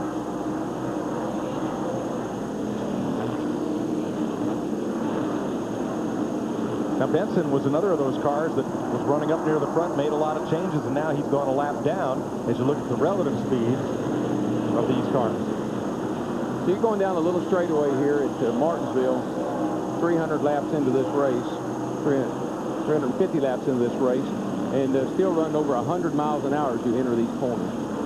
Down to high 50s, 56, 57 miles per hour right there in the middle of the corner where you're off the throttle. Just think about the strain that puts on the drive components, the driveline components, the gears, the engines, and everything to get that car to accelerate like that and then to stop like that. And what we have here, just to set up the strategy, we've got 149 laps to go. Should we get a caution, I believe everybody will be on pit road. And as I said earlier, after that, pit crews might as well pack their stuff up and go to the truck, Dick Berger. After having suffered with a stuck throttle earlier, Joe Nemechek now is overheated in the car. Robert Presley has arrived at his pit just a moment ago and has been given the nod. Presley has just run full bore back to the garage to get his driving uniform on, just in case. Nemechek wants to finish the race. He's not sure he can. And we're right now in the longest green flag run we've had today, some 52 laps since the restart. Now, when you physically get tired and when you get heat exhaustion like that, you can stay out there. You can manage to keep the car on the track, and you can manage to get around the racetrack. But you're going to lose so much time. All you want to do is get out of people's way, move over. When you start doing that, you lose your focus. You need to bring the car in the pit and just let somebody else get in and make up for what you would have lost. Darrell, I've seen it here. If a car's leading or working good, old driver can overcome a little fatigue. That old car pushing or loose, it gets hard to stay in that race car. Oh, yeah. Matt Kenseth and Ricky Rudd battle. Yeah, 6th place. Yeah, Rudd fell back, you know, on that restart, and he's been working his way slowly back up through there. Mike Wallace in the 7 car, he's about 7 or 8 laps down. He's working with a new crew chief here this week. Jim Long has moved over to that position for Mike Wallace in the 7. Yeah, I was just worried that Ricky, trying to make up those 2 laps, may have used up a lot of his race car because he had to do a lot of hard driving to make those 2 laps up. Well, we talked about Bobby Hamilton leading much of this race, and now Hamilton has fallen back to 10th place. Steve Burns, what's the new strategy? Well, Mike, the strategy is they're going to need to get him in here pretty quick. In fact, they've already told him to keep an eye on his fuel pressure gauge Been a long time since that 55 has been on pit road. Lap 203, Hamilton was in the pits. So that is 153 laps ago. He's going to be forced to pit road, I'd say, here within the next 10 laps. And that would work out great for him as long as it can cycle through. And that's a long time to cycle through green flag stops, because if he pits, a caution comes out, boom, he's 3 or 4 laps down. Well, he's going to be several laps down with a 35-mile-an-hour pit road speed. So he's just about eliminated himself from any chance of winning this race. There's Burton, your leader, and Jarrett, UPS number 88. Then Sterling Marlin in the 40. Rusty Wallace in the middle light number 2. Hey, don't count old Russell out. He's back there hustling along, and still got a pretty good-looking hot rod. It's not all beat up, so he's still thinking victory lane. He's about 4.3 seconds behind him. You see here on our box tracks behind the leader. He's in the middle of turn 3 and 4. Right now, our leader has just crossed the start-finish line. He's not really putting a dent in that lead. No. He's got some open racetrack right there for the most part. When you want to wait, like I said, you're going to wait till that last 100 laps before you start really panicking or really pushing it. Darrell, we're 360 laps. What's the car feel like now? What's the brake pedal feel like? What kind of feel do you have in the steering compared to when you start the race? Well, of course, you're tired and you're hot, and you've been out there this long, all afternoon. The car doesn't drive good to you anymore. All of a sudden, where it was a little bit loose, now it's real loose. All of a sudden, where it was pushing a little bit, now it's pushing a whole lot. The brakes, they don't give up that much. You don't really feel it. The pedal will stay up hard right till they get to the metal. And this is Robert Presley in Joe Nemechek's pits, putting his earplugs in, getting ready to get in that race car so Joe needed him to get in. The best gauge you got for brakes is your pit crew. When you come in, you ask them, how much brake dust was in the wheels? Oh. That's how you find out if you're using too much brake or not.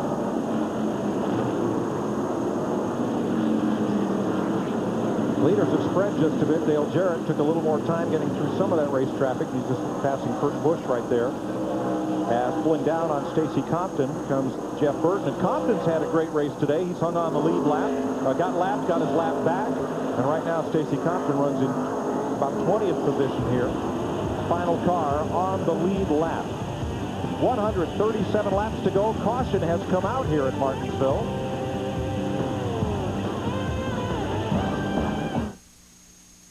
NASCAR Winston Cup racing for Martinsville on Fox is brought to you by Team Monte Carlo. The cars more champions depend on. Chevy will be there. By Miller Lite. Grab a Miller Lite. It's Miller time. By Conseco. And by Taco Bell. The caution flag is out for debris, and it is a huge break for Stacy Compton, who was about to go a lap down, and for Bobby Hamilton, who desperately needed a pit stop. He was about out of fuel. He needed to come to pit road, so it was a big break for him. And really, it's a big break for everybody. We've had a long green run there, and it's hot out there right now. Come in and get some 4 fresh tires and a fresh drink of water. It's going to change everything. Here's how everyone came in for pit stops. Steve? Bobby Hamilton that came in, guys, as you said, he was desperate to get in here for a stop. They put 4 tires on, got gasoline. Jeff Burton, the leader, came in. They put on 4 tires and made a track bar adjustment. They went down around. Let's go to Dick Berggren. Dale Jarrett came in. He also took 4 tires. They took a round of bite and added it to the left rear corner of the car, but Rusty Wallace had a little bit better pit stop. Took 4 tires and beat him out. A 15.31 second pit stop for Sterling Marlin, the number 40 car. No adjustments, just 4 tires of fuel. They were about 10 laps inside their window, so now they can go the distance if they need to. The only big thing for Sterling, they handed him 4 bags of ice and a big water bottle to try to help with his discomfort due to the heat. Bad problems for Mike Wallace, who I believe he had made his pit stop, and then the car just stopped at the exit of turn 2. It's going to get a push around here. Excuse me, he's not made his pit stop. They've been waiting on him with the pit board out to service Wallace. He's going to get a push around. Okay, we always are talking about teams making adjustments. We talk about us putting wedge in and wedge out. We're going to try to show you what wedge in actually does this race car. Race car comes in the pit, 4 tires. The adjustment's going to be made on the left rear. Now look at the red wheels there. That's where the weight's going to be added to the car, left rear, right rear. Gonna cut away the spring right here, screwing down clockwise on the jack boat. It's putting pressure on that spring. It's raising that corner of the car, putting more weight on the left rear and diagonally on the right front, taking weight off the left front and the right rear. That will tighten that race car up if it's loose.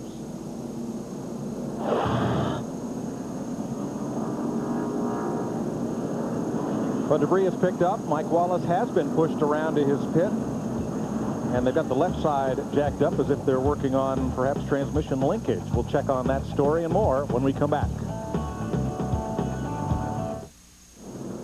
Cleaning up the 10th caution of the day for debris on the backstretch. We may have seen the final pit stops of the day. I believe we may have. We got 20 cars on the lead lap, and I want to talk to my buddy Todd Parrott down there. Had a good race car all day, Todd. You got 4 fresh tires on that thing. We talked a little bit earlier this morning, 125 to go. Can you pack your pit stuff up and send it to the truck? Yeah. I told him to keep a couple right side tires down here just in case. Oh, now you're going to be tempted to pit if you keep them there. Well, you never know what might happen. Might have debris on the racetrack or whatever. I was wondering if there was 2 pros up top there, Darrell Waltrip and Larry McReynolds, could give me a little bit of help down here with 130 laps to go. Darrell, what do you think? 130 laps to go. Needed to tighten that thing up a little bit. What do you think? You tighten it up all day long here. You know that. This little area out of the right rear, maybe that track bar could have come down a tad, but it's showtime now, but ain't no time to be holding nothing back. Okay. Hey, Todd, don't you think Martinsville is doing its normal deal and the racetrack is changing here in the last 100, 150 laps? Oh, yeah, absolutely. You know, we got loose there toward the middle part of the race, and the car seemed to tighten up a little bit right there. So, you know, 130 laps to go here.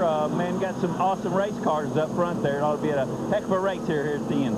Well, Todd, you got a good race car. Good luck, buddy. Thanks, man. Y'all guys doing a great job. Thank you.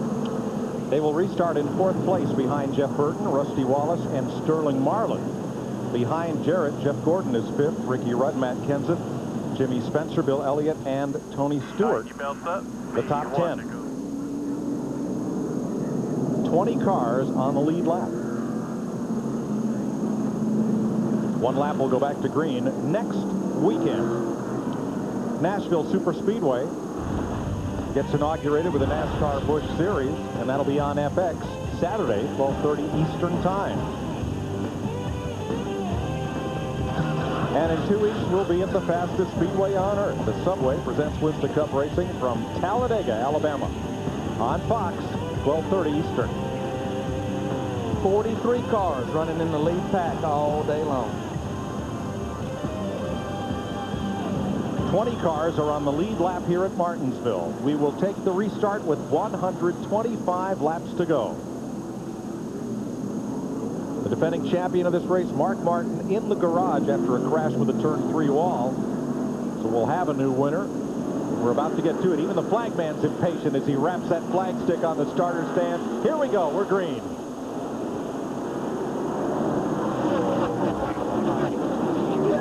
Really didn't talk about it. The real winner on pit road, Rusty Wallace in that 2 car. His guys, boy, Johnny Benson gets sideways trying to get in front of Jeff Burton to get that lap back. But Rusty Wallace and his group goes to 2nd after that round of pit stops. I think Rusty's right where he'd like to be right now. Got a good car. Got himself back up front here at the end of the day. Wallace came into the pits 4th and came out 2nd. That don't sound like much of a gain. That's a big gain at Martinsville. And now it's showtime, and you get all the good cars that we talked about all day long. All of them are back at the front, just like we started, and now you use what you've got left. This is when you call in and tell the crew, don't worry about the mule going blind, just load the wagon and hold the line, because we're going racing. And this is when the crew chief says, driver, you've got what you got, stay off that button and focus. That's right. Work your hands and not your mouth.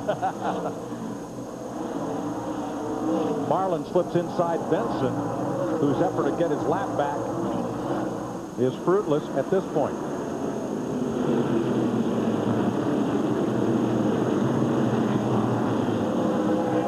But a car like Benson, who's got a good race car, he can just hold you up for so many laps and keep you from doing what you need to do.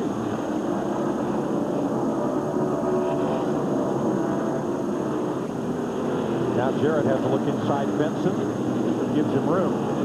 Let's see if things have picked up here on fresh tires. And they've got open racetrack right now. They're pushing 118, 117 miles an hour, getting down in the corner. High 50s in the middle of the corner, so it's up a little bit in the middle of the corner. But not a lot. But I think where the speed's gained is they're able to stay in the throttle off the corner, so most of the speed is at the end of the straightaway, where they can stay in the throttle down that straightaway. Right, to accelerate out. That's what, I mean, you never enter any faster much than normal, but you can accelerate so much harder. See a Steve Clark right there in the one car, and he's still one lap down. We got a report that he was actually fighting the flu this morning, and I'm sure these hot temperatures is not helping that situation. 28 car right there behind Jeff Gordon. He's still got a good race car. He didn't use up too much of it in the beginning here to get those 2 laps back.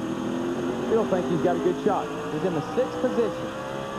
Should mention Mike Wallace back in the race. He spent some time up pit road with the left side jacked up, and they were changing the battery. But he's back out there. We're closing in on 100 to go. We've only got 5 cars that are actually out of this race. Todd Bodine, Kyle Petty, Rick Mass, and Robert Presley. Mark Martin, they're in the garage area, but trying to get that car back out. And you know, you got to be impressed with that 40 car, Sterling Marlin. Every week that we've been to the track, 8 races, he has been competitive, he's been up front, and he's had a shot to win a couple of them. And he's the fastest car right now. There you see the 40 car in 3rd, fastest speed. Let's check this again at the line.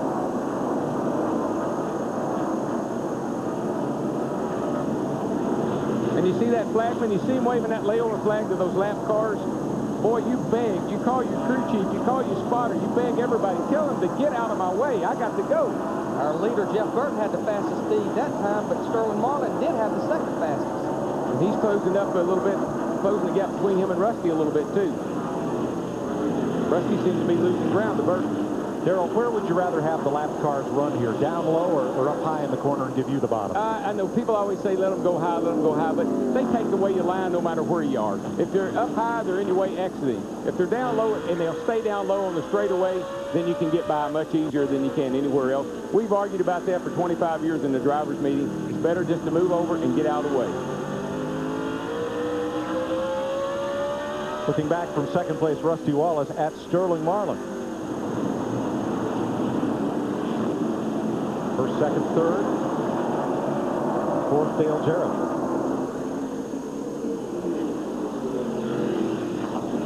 Last year, Jeff Burton was the only driver to finish in the top 10 in all 6 short track races. Twice at Bristol, twice here, and twice at Richmond. I mean, last year, this man had an awesome race car. New Hampshire, lots of places where he was just dominant. So the good news about him is he knows he's got the stuff to do it with. He's just got to get it done. Jeff Gordon just ahead of Ricky Rudd. Gordon, who did not lead a lap at Martinsville last year, and has led 6 laps today. Matt Kenseth, last year's Rookie of the Year, running in 7th behind Ricky Rudd. He led a little bit earlier in the day. And Jimmy Spencer in 8th place. And Jimmy, this is the way he likes his car. They ought to do that to the car before it starts the race. They ought to go around it with a big sledgehammer, beat it up real good, and then he'll drive the wheels off of it. Say there now. Yeah, go ahead.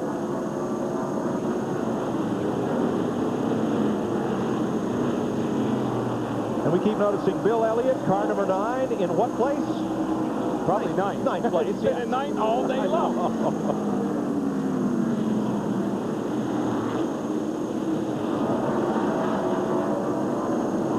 Elliott started 17th, but he's been 9th most of the day. And right behind him, Tony Stewart, who also struggled early, but has come up to the top 10. How about our 10th place car? Tony Stewart has only had 1 top 10 finish this year. Finished 4th at Rockingham, worked his way to the top 10. And again, this is a racetrack that seemingly that his style of driving, their package, maybe this is where they can get this thing turned around. Well, at this point in the race is when Doctor Who is doing his job. Well, he's got to stay off that curve or he'll have a flat tire to pull on. Doctor Who is the shock man on that car, and the track right now, a good shock package is at a premium. Doctor Who is Ronnie Crooks. Yes, he is. Let's slip back to the 11th place car, which will be Ron Hornaday driving for A.J. Foyt and Seco Pontiac. That is a great run. I mean, led the race, started dead last. I mean, here's a man that's done a great job today. My hat's off to Hornaday and that whole team.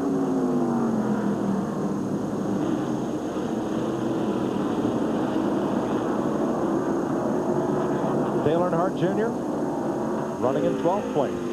And after the run he had here last year, I think he'd be pretty happy if he ended up right there. He's still going. His car looks relatively good shape. A lot of great comments, Darrell, about the interview that you and Dale Jr. did, most of which aired on Steve Burns' Totally NASCAR this last week. I was so proud of that. It was really, really an enjoyable thing to do, and he was so gracious and so open, and I thoroughly enjoyed it. And he's a super young man. Jerry Nadeau, tracking Earnhardt Jr., is the 13th place car. He went down a lap with a spin, fought his way back. Made that lap back up, back on the lead lap. And his car looks in really good shape. I haven't been much damage on it at all. Right behind them is Bobby Labonte, the defending Winston Cup champion, and Labonte is up a spot from when we last saw him. He's now up to 14th position. Talked to his people this week, speculation about what happened to the motor at Fort Worth. They broke the connecting rod and even got together with the company that makes the rod. Still have not come up with nothing conclusive to why that rod broke. Gordon and Jarrett battling as you watch from the Texaco cam on board Ricky Rudd.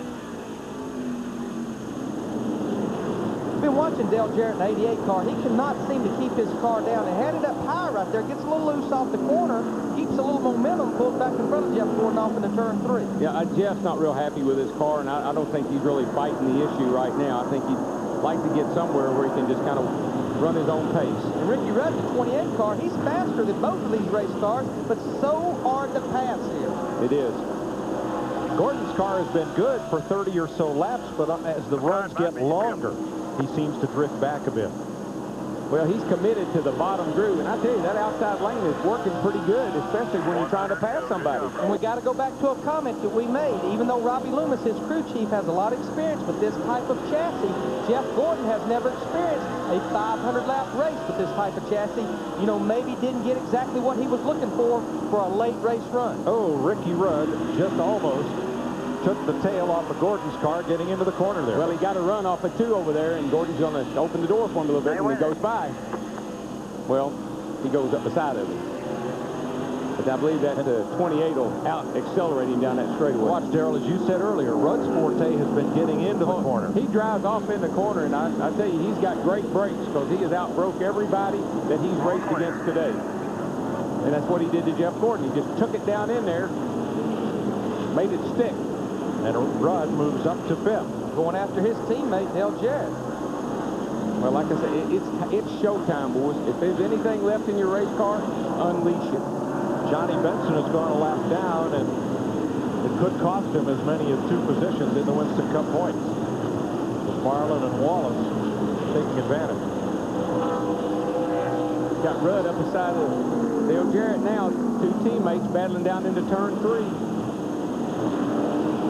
Rudd's got that bottom line alongside of Jarrett. I think he's going to make the pass. Well, what I'm impressed with his race car, Darrell, he's driving that thing in deep, and it's sticking, it's turning, it's staying on the bottom of the racetrack.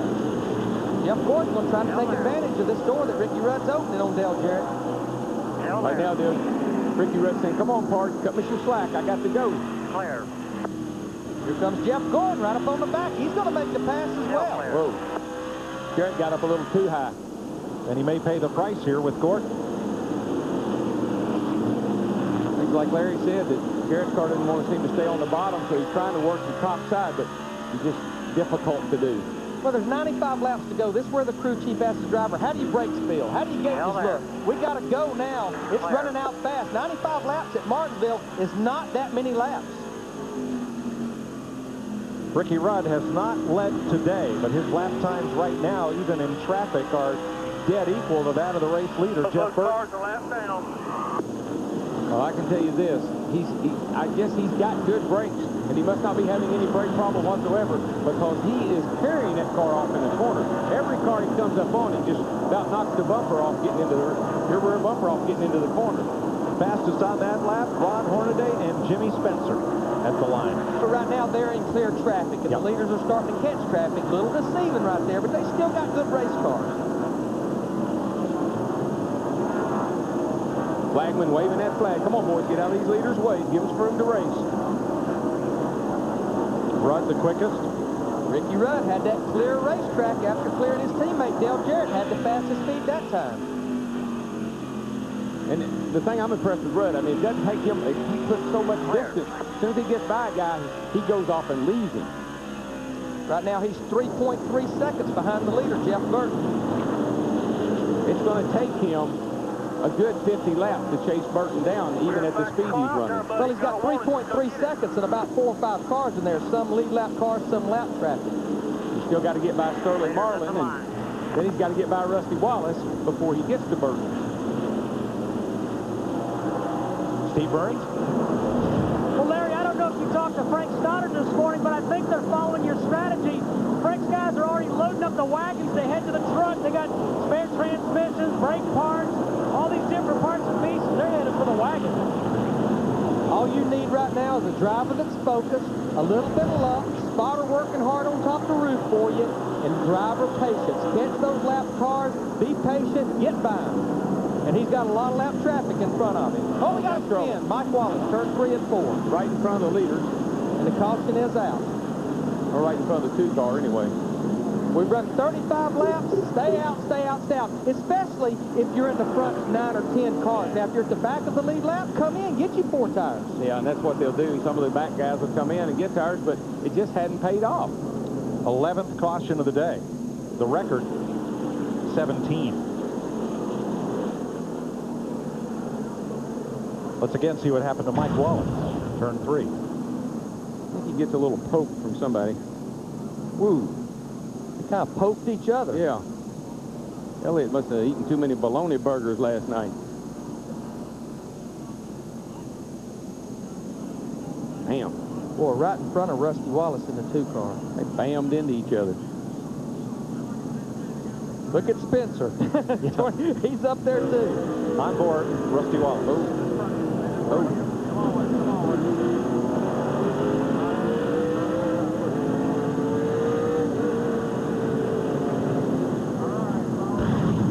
Well, I really think this is a good break for Ricky Rudd.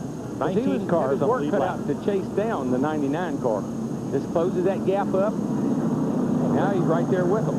Erases that 3.3 and look second who's lead. coming in. Dale Jarrett. Well, you said it, DW, was not happy with his race car. Jerry Nadeau, the 25 car. And those 2 right side tires that Todd said he was saving, I guess he's going to use them. The back 5 or 6 cars, they're on pit road.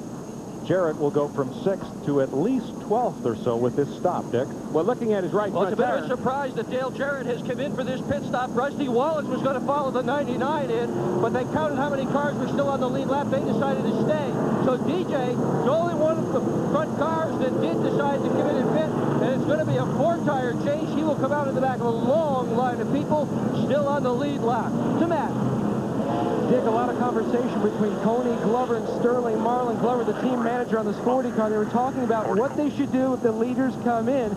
Sterling said, I believe I'd like to stay out. Glover says, I think the only car that's better than you is the 28, and your car may be better than his on longer runs.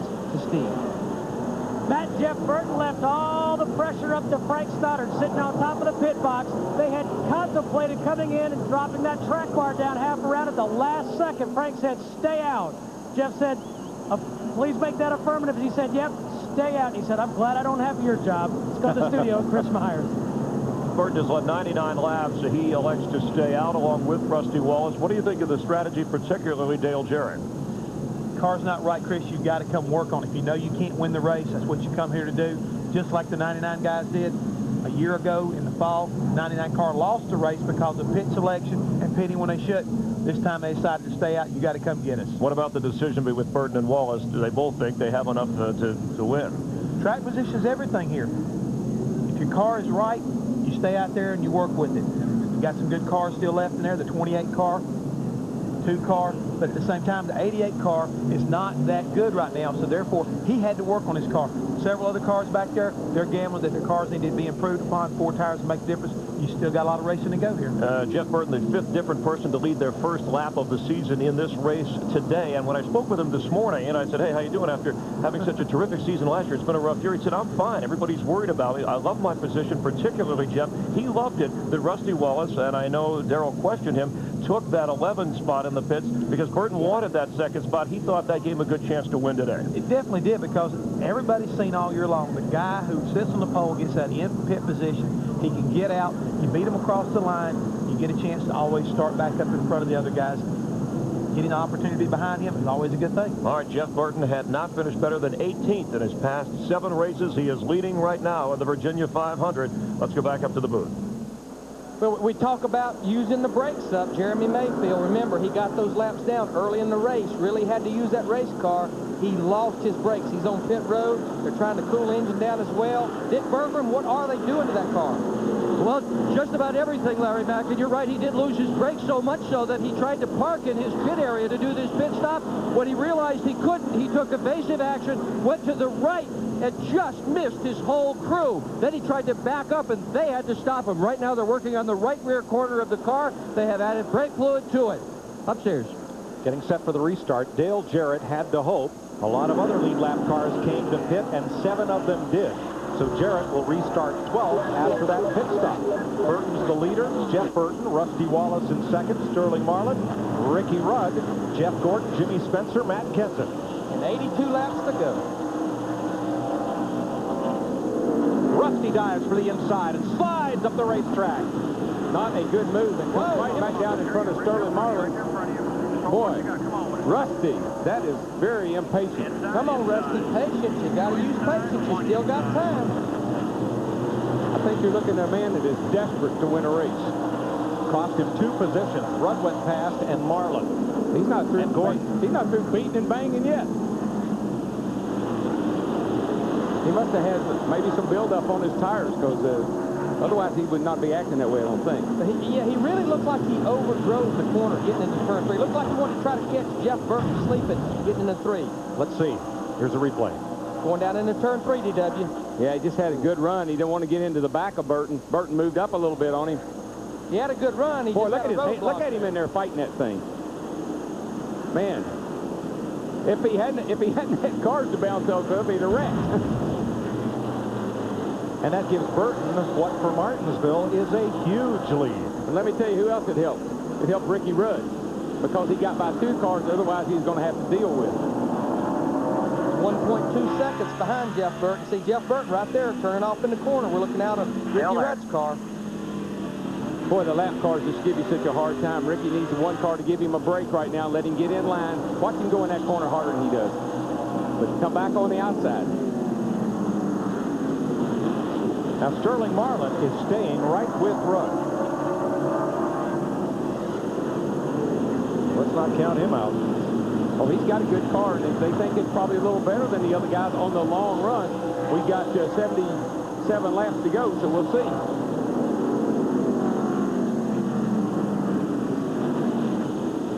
This is when the intensity level picks up on everywhere. Driver, crew, spotter, everything. Everybody, the intensity goes up another notch. The problem you got with that, you got a driver out there that's tired, and he's trying to carry the car. They just told Rudd over the radio he's 5/100ths of a second faster than leader Jeff Burton that lap. That's not enough. You got to be faster than that. If you can get to him, but you're not going to pass him if that's all the faster you are. Marlin's car looks like a can that's been through the recycler already. It's crushable. Dispensable, repairable, recyclable. Recyclable. Yeah. Rudd fastest on that lap, 1.1 seconds. Back of Jeff Burton. 2096. I just can't. The thing I can't impress on enough is how hard Ricky Rudd can drive into the corner. Now, you saw Rusty drive into the corner hard, and he got out of control. Rudd's been doing that all day. Now, the last lap, Rudd was 1/10 of a second faster than Burton. Now we're talking. Now we might be able to make a pass. The look who's closing, Sterling Marlin in that 40 car. There he is, looking out the back of Ricky Rudd's Havlin car. Well, the reason that Ricky got around him was when Rusty got all messed up down here in 3 and 4, he got into the side of Sterling, and Rudd was able to split by both of them on the inside. But Rudd is still closing, 1.2 seconds behind leader Jeff Burton. 21 flat, good lap. But remember, there's a lapped car separating them. That's Johnny Benson. They told Ricky Rudd 21 flat. Jeff Burton is running a 21.08, almost a tenth quicker. Yeah. I believe that Benson will probably be courteous and let Rudd go.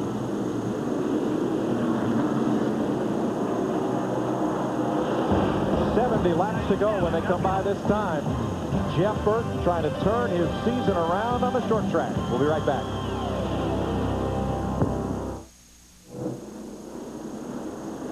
They were 3 wide down the front straightaway a moment ago. Johnny Benson was trying to get his lap back from Jeff Burton. They got together. Ricky Rudd tried to capitalize, and they almost tried to squeeze into turn 1-3 abreast. Well, I said that Benson would be courteous and let Rudd go. I didn't know he was going to be courteous and spin out Burton. Here's a look at it. Benson trying to get back on the lead lap. Well, he's been working on Burton, and I just said, why didn't he let him go? He's faster. Jumped back to that throttle, got in the back of Jeff Burton. Look at Jeff Burton, got his hands full. Ricky Rudd, meanwhile, he says, maybe I can get the lead right here. 3 wide down the front. This could have been disastrous right here if if Benson hadn't moved over and let Rudd in, it would have been bad.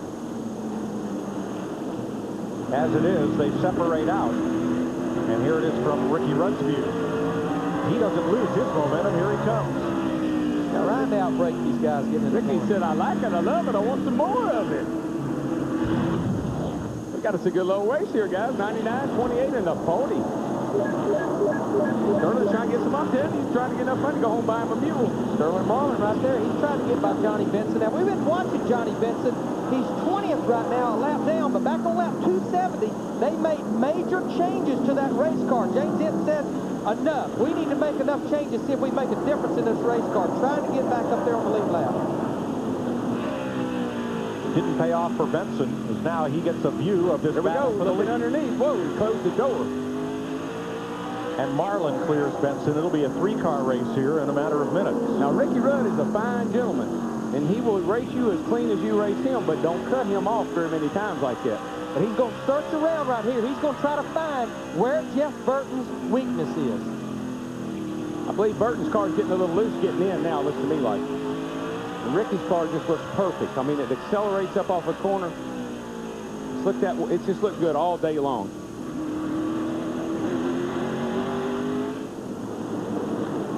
We got 60 laps to go, guys. Meanwhile, Dale Jarrett, who restarted 12th, has climbed up to 7th and now battles Jimmy Spencer for 6th. He's fast, but he's 4 3/4 seconds behind. We got 58 laps to go. He's faster, but he's got a lot of cars in between. Here comes Kenseth and Spencer. Remember, Jarrett has new tires on that last caution flag, and he is the first of the cars in line that did come in for tires. Yeah, and he was very unhappy with his car, so I told him what to do to it, and I think they did it. Put tires on it, take a little air out of the right rear, drop that track bar down, tighten her up, and go to the front. He's a straightaway behind the leaders. Here's the leaders. Ricky Rudd, he's wanting that lead right here. He ruffles Burton's fender just a little bit, and Rudd gets inside. Now can he pass it? Hard to get down beside somebody like that. Yeah, they both fishtail a little off the 2. Rudd's got the position. He'll carry it in there. I believe he'll come out of turn 4 with the lead. And here he comes, boogity down the front straightaway, and he leads his first lap of the day. While these guys are going side by side, though, Sterling Marlin in that 40 car back in 3rd. He's loving what he's seeing. There he is, Sterling Marlin in the 40. It'll help everybody close up just a bit as the 2 leaders battle. Now Burton to the inside. Repays that little love tap. And of these 80-something thousand people, both these guys are from Virginia. These people are loving it in the grandstands. Rudd from Chesapeake, Burton from South Boston. Well, barring any luck, I believe that Rudd is on his way. He's got what he finally needs. He took him 460 laps. 450 laps to get to the front. Now Dale Jarrett got by Rusty Wallace. He's moved into the 5th position. Closed down to a little over 4 seconds behind the leaders. We've got about 53 laps to go. Now, Darrell, those fresh tires, how long will they be fresh enough to help you? Well, I just don't see it. I mean, we saw Bobby Hamilton run forever on the same set and lead the race. Right. So I think they're going to help him get by some of these other cars, but I just don't see him chasing down Rudd. There's 88, Dale Jarrett, fastest car. It's closed down to 3 3/4 seconds. Those are all your lead lap cars right there. 19 of them. With Ricky in the front now, he can kind of pace himself. He doesn't have to run those 21 flat laps. All he needs to do now is put a gap between him and Jeff Burton, and he'll be fine. And it's working, Darrell. Up to half a second and gaining. He is in control of the race. He's just got to sit there and keep everybody at bay. Rudd was 22nd in this race last year and 4th in the fall race at Martinsville. Sterling Marlin in the 40 car. He's about a second and a half behind Rudd, the leader.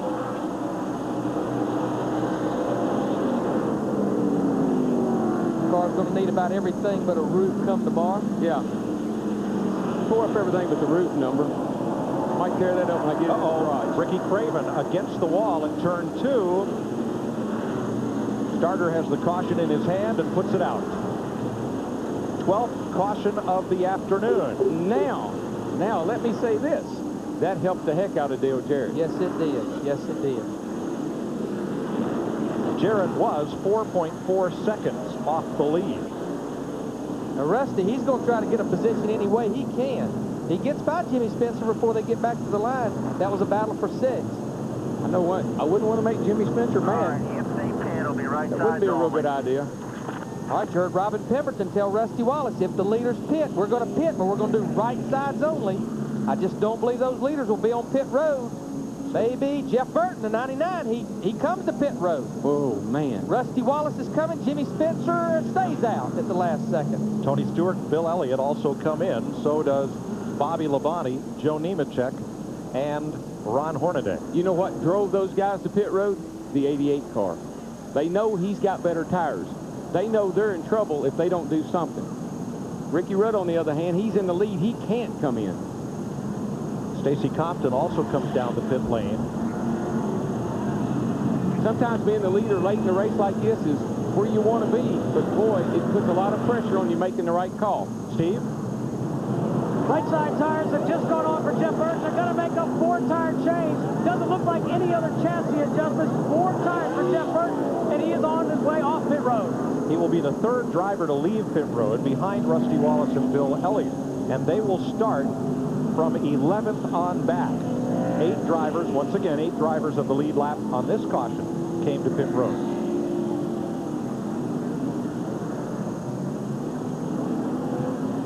What changes this track so dramatically as the day goes on is, you see all this stuff down here, folks, that is just rubber buildup.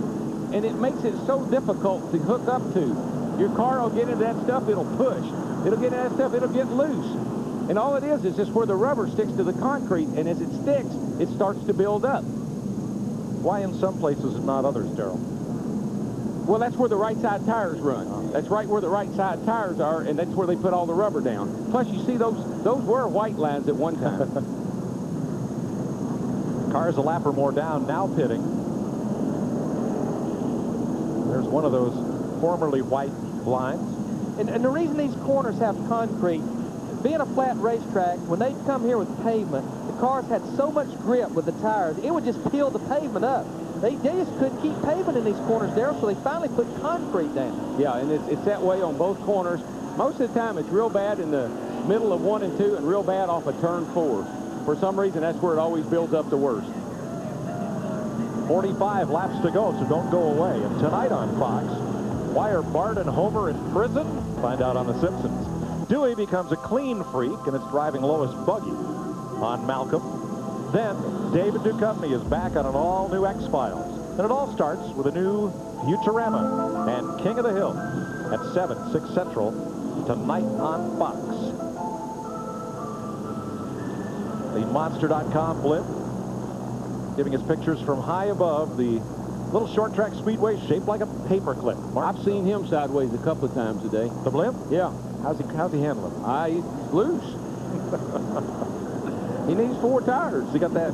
Thought he had that arrow push. He got that arrow push. There you go. All right, guys, 1 lap to go here. Now we got us about a 43-lap shootout. Here's what's going to drive me crazy if I'm Ricky Rudd. I got the 10 car restarting right beside of him. Now we've already seen him be a little aggressive to get a lap back. Coming to the green.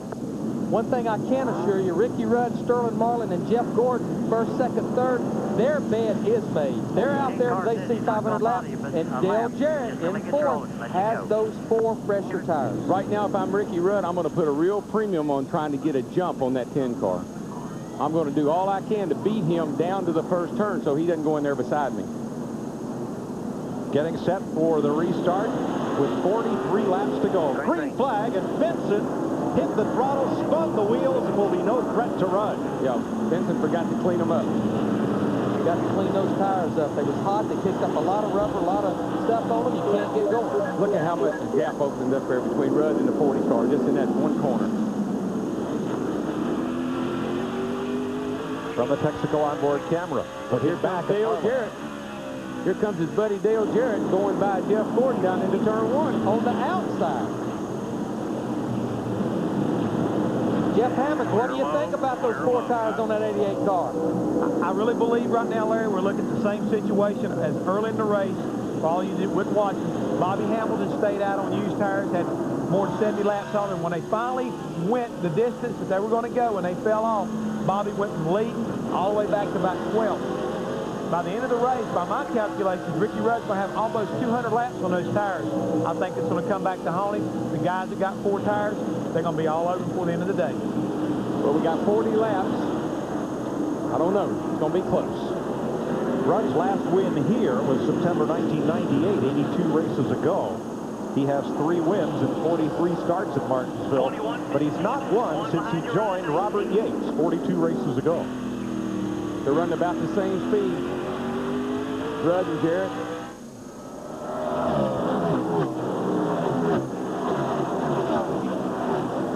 Look at Dale Jarrett, that 88 car. That's what that's called. That's 4 fresh tires. Just a little bit quicker than his teammate Ricky Rudd. Something's going to have to happen to Ricky. I just think that car is too good for Jarrett to chase him down and pass him. Jarrett's first car will be getting by Sterling Marlin, who's never won a short track Winston Cup race. Finished second here in 92. That's now Bobby Hamilton, who led so much of this race. He had the fastest speed. He's in the 6th position. He's been trying to fight his way all the way back to the front since he lost so much ground when he had to pit early. Hamilton up to 6th, and of the drivers that pitted on this caution, contact. Gordon and Spencer made contact, and that opened the door for Hamilton. They got Gordon on the high side. Jimmy Spencer, Matt Kenson, Jerry Nadeau in the 25 car. He wants some, too. Spencer was loving that. He said, it's a chance to tear up both sides of my car at one time. Well, he rode Gordon all the way down the backstretch. Won't be any of that in 2 weeks at Talladega when we go to the fastest speedway on earth to pick up Winston Cup coverage after an off weekend. We'll be there 2 weeks from today on Fox. They won't be beating on each other, but they will be running 3 wide and even 5 wide. Oh, but Larry, they'll have wheel marks. I guarantee you, first 5 or 6 laps of that race, they'll have wheel marks on half the cars. Here's 2 teammates, Jerry Nadeau in the 25, Jeff Gordon in the 24. This is a battle for 7th. I think what Ricky Rudd is trying to do is just keep a little gap between he and Sterling, and as long as Jarrett doesn't get by Sterling, he's not worried.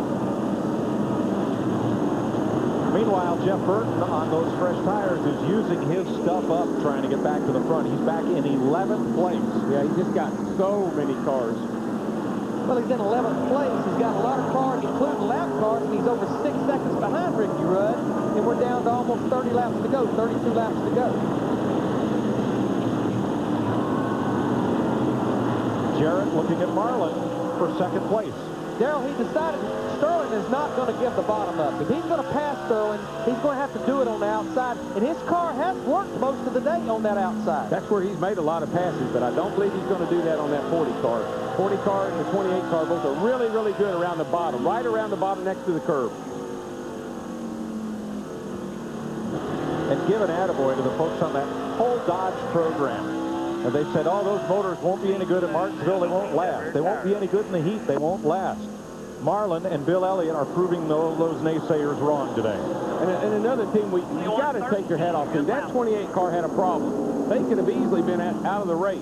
They got it fixed. They got him back out there 2 laps down. He's driven it up. leading the race with 30 laps to go. Teamwork, teamwork, teamwork. And now, track position, track position. There's Fatback, Michael McSwain, Ricky Rudd's crew chief. Not to be confused with Fat Boy, Larry Mack's coach driver, and Ricky Graves, his spotter. Fatback has already walked about 100 miles in that circle on top of that pit box. He's such a neat guy. He's just fun to talk to. He asked me, he said, D-W, you see my sunglasses? How could you miss them? Dale Earnhardt Jr. battling Jeff Gordon. Bounced it off the wall. Here comes the 99. Jeff Burton, remember, got those 4 fresh tires, but can he do it? Can he even get close in 29 laps? It's past Kevin LePage for 10th as Earnhardt Jr. moves up to 8th. Gordon looks like he's just, the last 150 laps of this race, his car just has not been there for him. It's just not been as good as it was in the beginning. Yeah, I just think the racetrack left their combination. It was good when the racetrack didn't have as much rubber in the corner. We could see a... Boy, Dale Earnhardt Jr. got sideways and jumped back to the gas. That's a product of hitting those little rubber buildups, and the back end will come out from under you. It drives you crazy because you drive it in there and you don't expect anything to happen. All of a sudden, it jumps sideways with you. Behind him, Burton comes after Jeff Gordon. No contest. Well, the spotter's going to say 99's got fresh tires. You can't hold somebody up like that. Nope. We may set a record today, a Martinsville record for number of cars on the lead lap. The record is 14. We have 19 on the lead lap with 25 to go, and Jarrett going for second. Here he goes underneath the Sterling Marlin here, and he's got him. He worked him on the high side. He worked him. He passed him on the low side. Now Ricky Rudd has got to worry. But, if I was Ricky Rudd, I'd be calling in and saying, tell him to let me win one. He's won 2. They are teammates. They are teammates. 88, but you talked about big picture racing, Darrell. There is Dale Jarrett in second, and first pays 5 points more than second. After he made the pass, Dale Jarrett, well, he dropped down to Bobby Hamilton, already moved up in the 4th position. But Jeff Burton, those 4 fresh tires, fastest car on that last lap. And this may not come down to a driver decision. This may come down to a car owner decision or a crew decision. You know who else who could play a role in this? All of those lap cars. It's just a few laps in front of Ricky Rudd from getting lapped. Jarrett fractionally faster, and Jeff Burton with those brand new tires, the fastest on that lap. I think that our leader has to worry about Burton. No. He can just maintain the position around the racetrack like he's doing. The car's on the bottom, and here comes Bobby Hamilton, by the way, back into the picture. You know, but Burton, Darrell, is going to get his best finish of the year. 18th was his best. Burton just moved up to 7th as we look over Bobby Hamilton. Yeah, Bobby Hamilton all of a sudden closed up and back into Sterling Marlin here. Boy, really drove down in deep in the turn 3. Car washed up a little bit. Sterling gets back to the throttle because of Bobby driving in so deep. Well, Ricky is just about to come up on the back of Mike Skinner. If these guys, and Skinner pulls down, very courteous, right thing to do. Give the leader some room, let him go. Well, here comes Hamilton, Darrell, and it's show me the money time. 20 laps to go. Let's see what he can pocket. He's going to wish he had a little more money so he could play a little bit longer. Let's get out of the leader's pit and Matt. Well, Mike, I'll tell you what, I spoke to Michael Fatback McSwain last Saturday night in Texas. He said, I'm so tired of people asking, when are you going to win? He said, here in Martinsville, we brought out the big horse. We finished 4th here last year. I have never won a Winston Cup race. It's all I've dreamed about. We were so close so many times last year.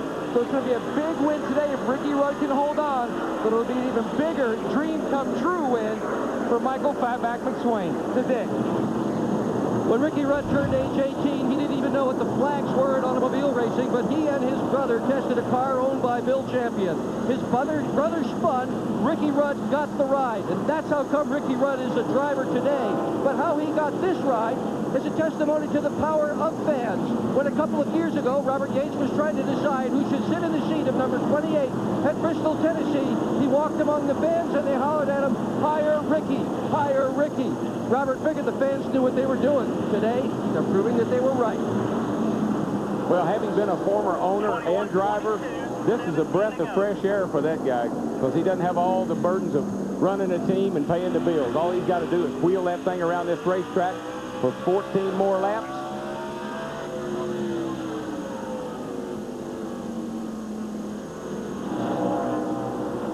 Boy, talk about a guy that wished he'd have went one direction or the other, either stayed out on the racetrack or put 4 tires on instead of 2. Rusty Wallace elected to change 2 tires instead of 4 like Jeff Burton. 12 seconds behind the leader in 14th position. You know why he did that? Because of his pit selection. If he took 4, everybody beats him out. He had to take 2 to get out ahead of some of those guys. 21-25. Rusty's crew chief Robin Pemberton and team look on as this race had just 15 laps to run. Ricky Rudd trying for his 4th Martinsville win. Now, he's going to be fine. He's got pretty clear sailing right here. He's going to come up on a car every now and then, but before too long, he's going to come up on a whole line of cars. This group of cars here is not going to bother him too bad. He'll get those one at a time. But as soon as he gets up on the other pack of cars, that could be a problem for him. He doesn't need to catch these guys running side by side. They need to be aware of the leaders coming and get out of his way. Darrell, I'm so impressed with 2 things about the 28 car. The fact of how good their car is versus their teammate Dale Jarrett with 50 more laps on their tires, but that says a lot for the tire that Goodyear has brought here. Yeah, I've liked Ricky's car all day long. Anytime you can drive the thing into the corner the way he has and maintain control, he's going to have some company. Jarrett's going to get up there, but I don't think he'll rattle his cage. I think he'll just let him go. This would be the first time that Rudd and Jarrett have finished 1-2 for Robert Yates. And it's a great feeling to have your car win a race. It's even a greater feeling to see both of your cars finished in 1st and 2nd. It'll be 10 to go next time by. Again, Ricky just gets a good launch off the corner. Gets in good. He's maybe a little slower than Jarrett through the center of the corner, but he really comes up off of there straight. And Hamilton battles Marlin. 2 Tennessee drivers go at it for 3rd. That ought to be no contest because 55 car, Bobby Hamilton's got fresh tires. Sterling's been falling back a little bit. Darrell, the leaders are going to come into a big pack of traffic before this is over. Yeah, that's going to play into the equation here. It's which one of these cats, Ricky, or if he gets hung up behind somebody, if he happened to take the high line and Dale decided to take the low line and the low line opened up, then you got a problem. So he's got to sit there and start thinking about what am I going to do when I get to these guys. Hopefully they'll do just like Brett Bodine did. They'll get out of my way. Guys, I've worked with Dale Jarrett. I've worked on teams where Dale Jarrett was a part of it. He would like to win this race, but I know him. He'd like to see Ricky Rudd win it. And we got to remember, he's the points leader, and his 2nd place competitor, Jeff Gordon, he's 12th right now, so he's not going to mess up the big picture right here. Well, they're both working really hard. And, of course, Ricky's got so many laps on his tires. Can he hold him off? That's the question. Jarrett with a look to the high side. 7 to go. Now's when you got to set on a hot stove and sweat ice water, boy.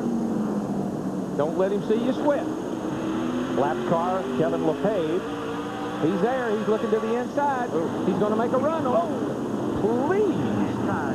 Now, what did the lap car do? Yeah, see, that's what I tell you. He went high, he went low, and opened the door. He had to pass him. Car in the wall, Hornaday. No caution, no caution. He's back going again.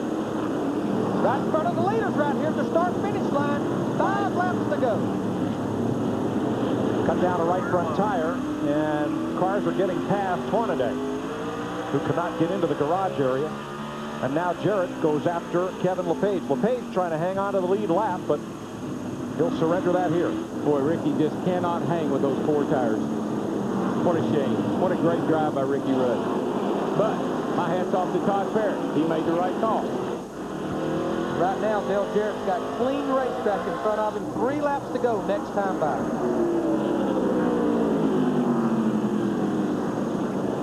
That caution is what opened the door for Dale Jarrett. Let him make up all that time, and he lost putting those 4 tires on.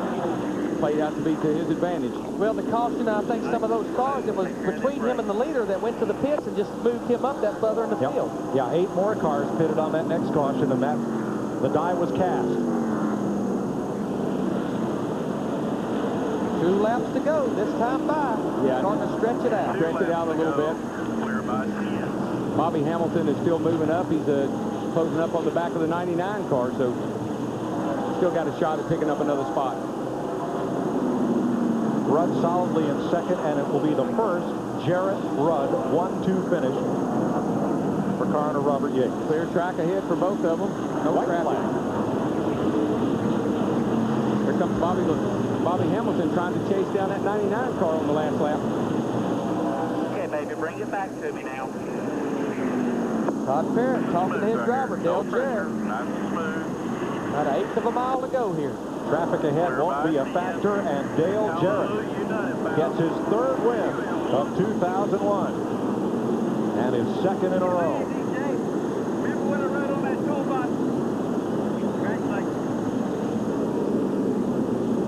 That's a great win.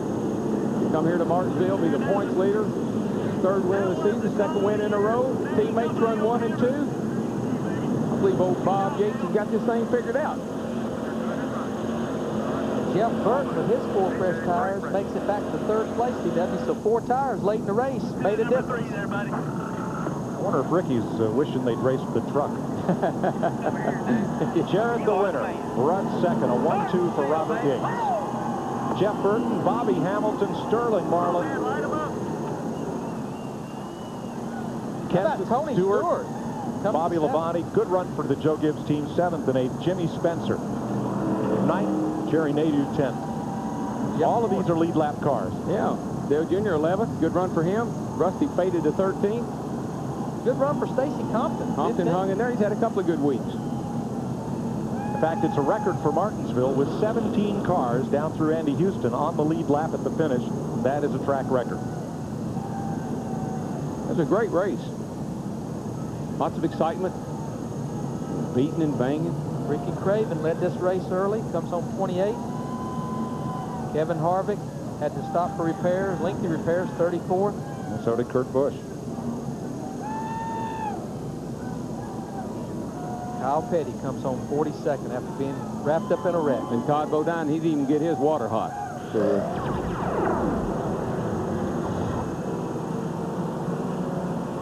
from above, a look at our MBNA winner circle as Dale Jarrett tries to maneuver in there.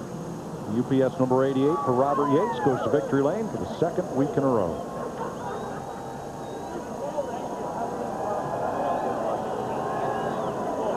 Fifth straight Martinsville top 10 for Jarrett. It's his first win here in 30 starts. And he took the lead for the first time today with just 6 laps to go. now, as hot as that stuff right there looks like it would be, that actually cools the driver better. It lets that fan that blows air in there in the helmet stay inside the helmet. It keeps the hot air from coming up in there. So he looks pretty fresh for 500 laps here, but he's breathing hard. See the Hans device, head and neck restraint that Dale Jarrett wears. And I appreciate him wearing that device. Anything, DJ, you good. They got opportunity. You don't realize how hot it is, Darrell, until it all stops. Well, when as long as you sit down, you're fine. As soon as you get out of the car and stand up, whoa, your knees are pretty wobbly at that point. All right. Give him a minute. Okay. Oh, that feels good going down the old back. Any more water? Yeah, give me some more water. Oh, you don't want no more water? Okay, he's good. He's coming out. And now he wants out of the car. Ooh. And a 1. And a 2. And here it comes. Dale Jarrett, the winner at Martinsville. Steve Burns is with him. Well, Dale Jarrett, the first time you have ever won on this racetrack, how did you do it? Oh, great race car all day, and my man in the pits, and Todd Parrott, just can't beat that. He made a great call there. Oh, good year, Eagles. Come on.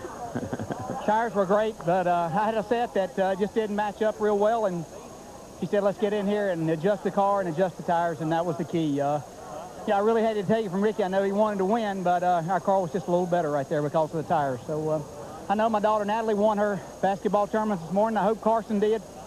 Oh, man, it's an incredible start to the season right now. UPS, Coca-Cola, Planters, Texaco, Nike, everybody. I know I'm leaving people out. Ford Credit, got some more for Susan G. Komen Foundation. But thanks to everybody. This is a great team and a great pickery. Congratulations. Let's go to Dick Berggren. Ricky Rudd drove a brilliant race today, but as he has climbed out of his race car, he has to sit here on pit wall, and you haven't smiled yet. Are you really that disappointed? Well, we just had to play catch-up, all day. Just had a brake line bleeder valve come loose during the race early on. We had to make an unscheduled stop and got ourselves really deep in the hole. Had to run the car a lot harder than I wanted to. The brakes were fading there a little bit because I think I had to run the car so hard early on. But, congratulations to our teammate, Dale Jarrett. They did a great job. Our guys did an excellent job. We just got caught out of sync on the tire situation, and we were just a sitting duck at the end. And if I could change anything, I'm kind of thinking about the setup that DJ had under his car. They couldn't get going here last year, and Fatback, our crew chief, gave him the chassis setup and turned around and won the race with it today. So maybe if he didn't show him everything, we might have been sitting in victory lane. He'd have been second. The good news is we come back in the fall, you get to try it again. Yeah, it's fun today, just slipping and sliding, short tracks. A lot of fun. Track position was everything today, and trying to time it just right. And normally Goodyear just made a tire that was so good that we didn't have to come in and get tires as often. And the whole game was, and I said it before the race, is who gets the tires at the right time, and how it shakes out is going to win the race. You did a nice job today. Congratulations, Ricky. Well, Jeff Burton last year led 202 laps, finished third today, 128 laps, and finished third again. But still, mixed emotions. It looks like the team's back on track. Well, you can say a lot about this team, but you can't say that we're quitters. And nobody's given up. This team is as upbeat as I've ever seen them, even going into this race. And, for us, this now we can start our year. We may go to Talladega and finish 30th. I don't know, but now we can get our year going and pay attention to the things that we know how to do. We've run like this year. We just haven't put finishes together, and now hopefully we can get something going. A big momentum-building run for Jeff Burton, Chris. All right, so for the top 3 spots, let's look at points as Dale Jarrett wins his 3rd race in the last 4. Jeff Gordon falls further behind. In fact, Ford has won the last 4 races on the Winston Cup circuit. So much for teammates Jeff Hammond, Dale Jarrett making a mockery of things right now. Well, right now we done found out he loves a new race car. They came up here. They had never won a race before. They built a new car. Seems like to me next week they'll probably have a new car for Talladega. All right, he'll enjoy the spring break, the Easter break for the Winston Cup racers. The day began with Dale Jarrett starting 13th. It was not an unlucky 13th, and we went from Newcastle to Knox. This track proved to be an oldie but a goodie. Temperatures got up to around 130 degrees down on the track. The hottest race of the year, a lot of bumping and bruising. It was kind of a boot camp for cars, bodies, but in the end, a couple of Virginians battling it out. Ricky Rudd passing Jeff Burton, then his teammate Dale Jarrett with his 3rd win of the year. For all of us on Fox, thanks for watching from Martinsville, Virginia. We'll see you next time.